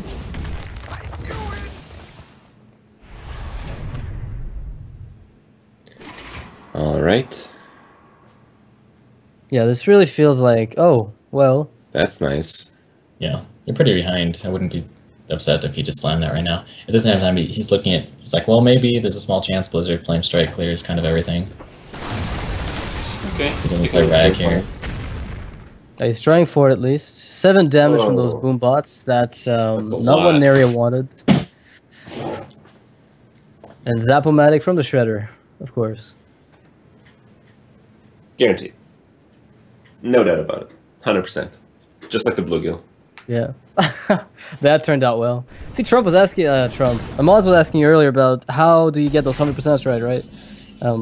You just throw them out. Yeah. And then when they work, you look like a genius. Works out. I don't know about genius. There's not much intelligence that goes into predicting things like that. You don't understand, Crip. Oh. Alright, so there's no need to Alex. Alex is 7, Rag is 8. You just Rag. Yeah. No, don't Alex. Yeah, don't Alex. Let's save that for yourself. Okay. It's the same thing as ragging, pretty much. Yeah, but there's a chance that Alex later can heal you. Yeah. I guess it Okay. conceals the Rag. That's So not bad. there's more burst with the Cruel and Rag, but What about Emperor Frost Nova here? The question is, what does that enable over just Archmage? I mean, what does that enable more for Archmage? it burns the last removal. Like maybe Nairi's thinking, okay, he has one more removal shield slam, and then somehow Archmage is going to live, and I'll draw another Nova. I think he has another Nova, right? So we could do Archmage Nova the following turn, Yeah. and then Frostbolt to face to take out the weapon out, and then maybe the Archmage What sticks. what about ping the Shredder, get a Doomsayer? That sounds like a perfectly reasonable line of play. Yeah. I think he's Or probably gonna have to explosive do that shield, right? after he sees Ragnaros come down. Oh, runs out on me. Yeah. That's Sounds good. true, right? Yeah, he's gonna be forced into He's doing gonna be it. forced into some silly stuff like that because Yeah. this is going really badly for Neria. I like Emperor Frost Nova. It gives you a chance at coming back. Yeah. Mm-hmm. such a lopsided matchup, so I guess you just try out the most desperate plays if you have to, and if it works, well, all the better. Actually, you can get an extra fireball from the fireball Get an with extra fire. with this Yeah, emperor. yeah. Play. If you keep up your ice block, maybe something can happen. Maybe. Yeah, this So is much such armor a weird. Yeah, the amount of armor that can be gained from Trump's side is just ridiculous. Neria would have to basically, as you said, have an unchallenged Archmage. Yeah, with 2 Doomsayers down, you could just freely just throw out the Armor Smith, because you know any board clears is going to kill your board. Yeah, and give you like 4 Give to you, 7 yeah, armor in the 3 HP. process or whatever. So you think you skip armoring this turn then? You could do it next turn, yeah. Oh, we pop in the block here.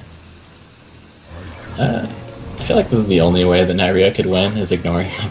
Yeah, he's ignoring the Yeah. Emperor, right? The only way for Neria to win this is for Trump to try to play. But he doesn't have well, a second block, so it should work out. Yeah. But there might actually be no sequence where Nyria could win from here as well. Trump might have already figured that out. Oh yeah, the block. The fake block. well, yeah, that's a little hopeless, unfortunately. I wonder what's in that shredder though. Like, I want to see it. It is shredder We'll time. find out. It's It shredder is time. shredder time. Explosive Sheep, does that let you clear with Flame Strike? It helps a bit, Quite. but not quite. You still don't Alright. lose because Yeah, Trump of, actually doesn't have lethal with double freeze. Oh, actually, yeah, he does. Or Yes. single freeze trade. No, because if he trades, then Ragnaros kills him. Right. I'd say it's a double freeze. Yeah, he needs the double freeze. And then he'll just shield some Rag. Okay. Alright.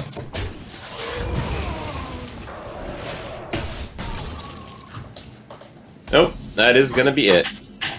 Value Town takes it on the back of Trump's Warrior, try number 3 yet again. Well, Trump does play shield Sylvanas. Interesting. He plays Sylvanas and Ysera. I'm not sure why. For what he's trying to do, but Alright, Choose well, not it too out. much of a surprise with the ending there. Oh, Trump takes it out! Yeah, he does it after 3 tries, 3rd time's the charm. It took a little bit of effort though to God, get through that- all of those matches. That man. shirt is ugly. Holy cow. I'm gonna order one just to. Yeah, It's I think I ugly. might get one too. Yeah. What do you do with it though? Like, It's what do you- remarkably ugly, you know? So, I think what you do is whenever you need to scare someone off, you just wear it. Yep. Halloween shirts, boys. Yeah. From Trump, only $19.99. Let's get some. All right, so the standings are showing up on the screen here, and it looks like there's a 3-way tie at the top right now. Yep. I w- Value I would Town, like to- Nile, yeah. Superstar. So the game wins is the first tiebreaker, but in the rules there is a second tiebreaker, which is the win ratio. And I'm pretty sure ours is pretty good since we went 6-1 against Liquid last week. Liquid. I'm not sure.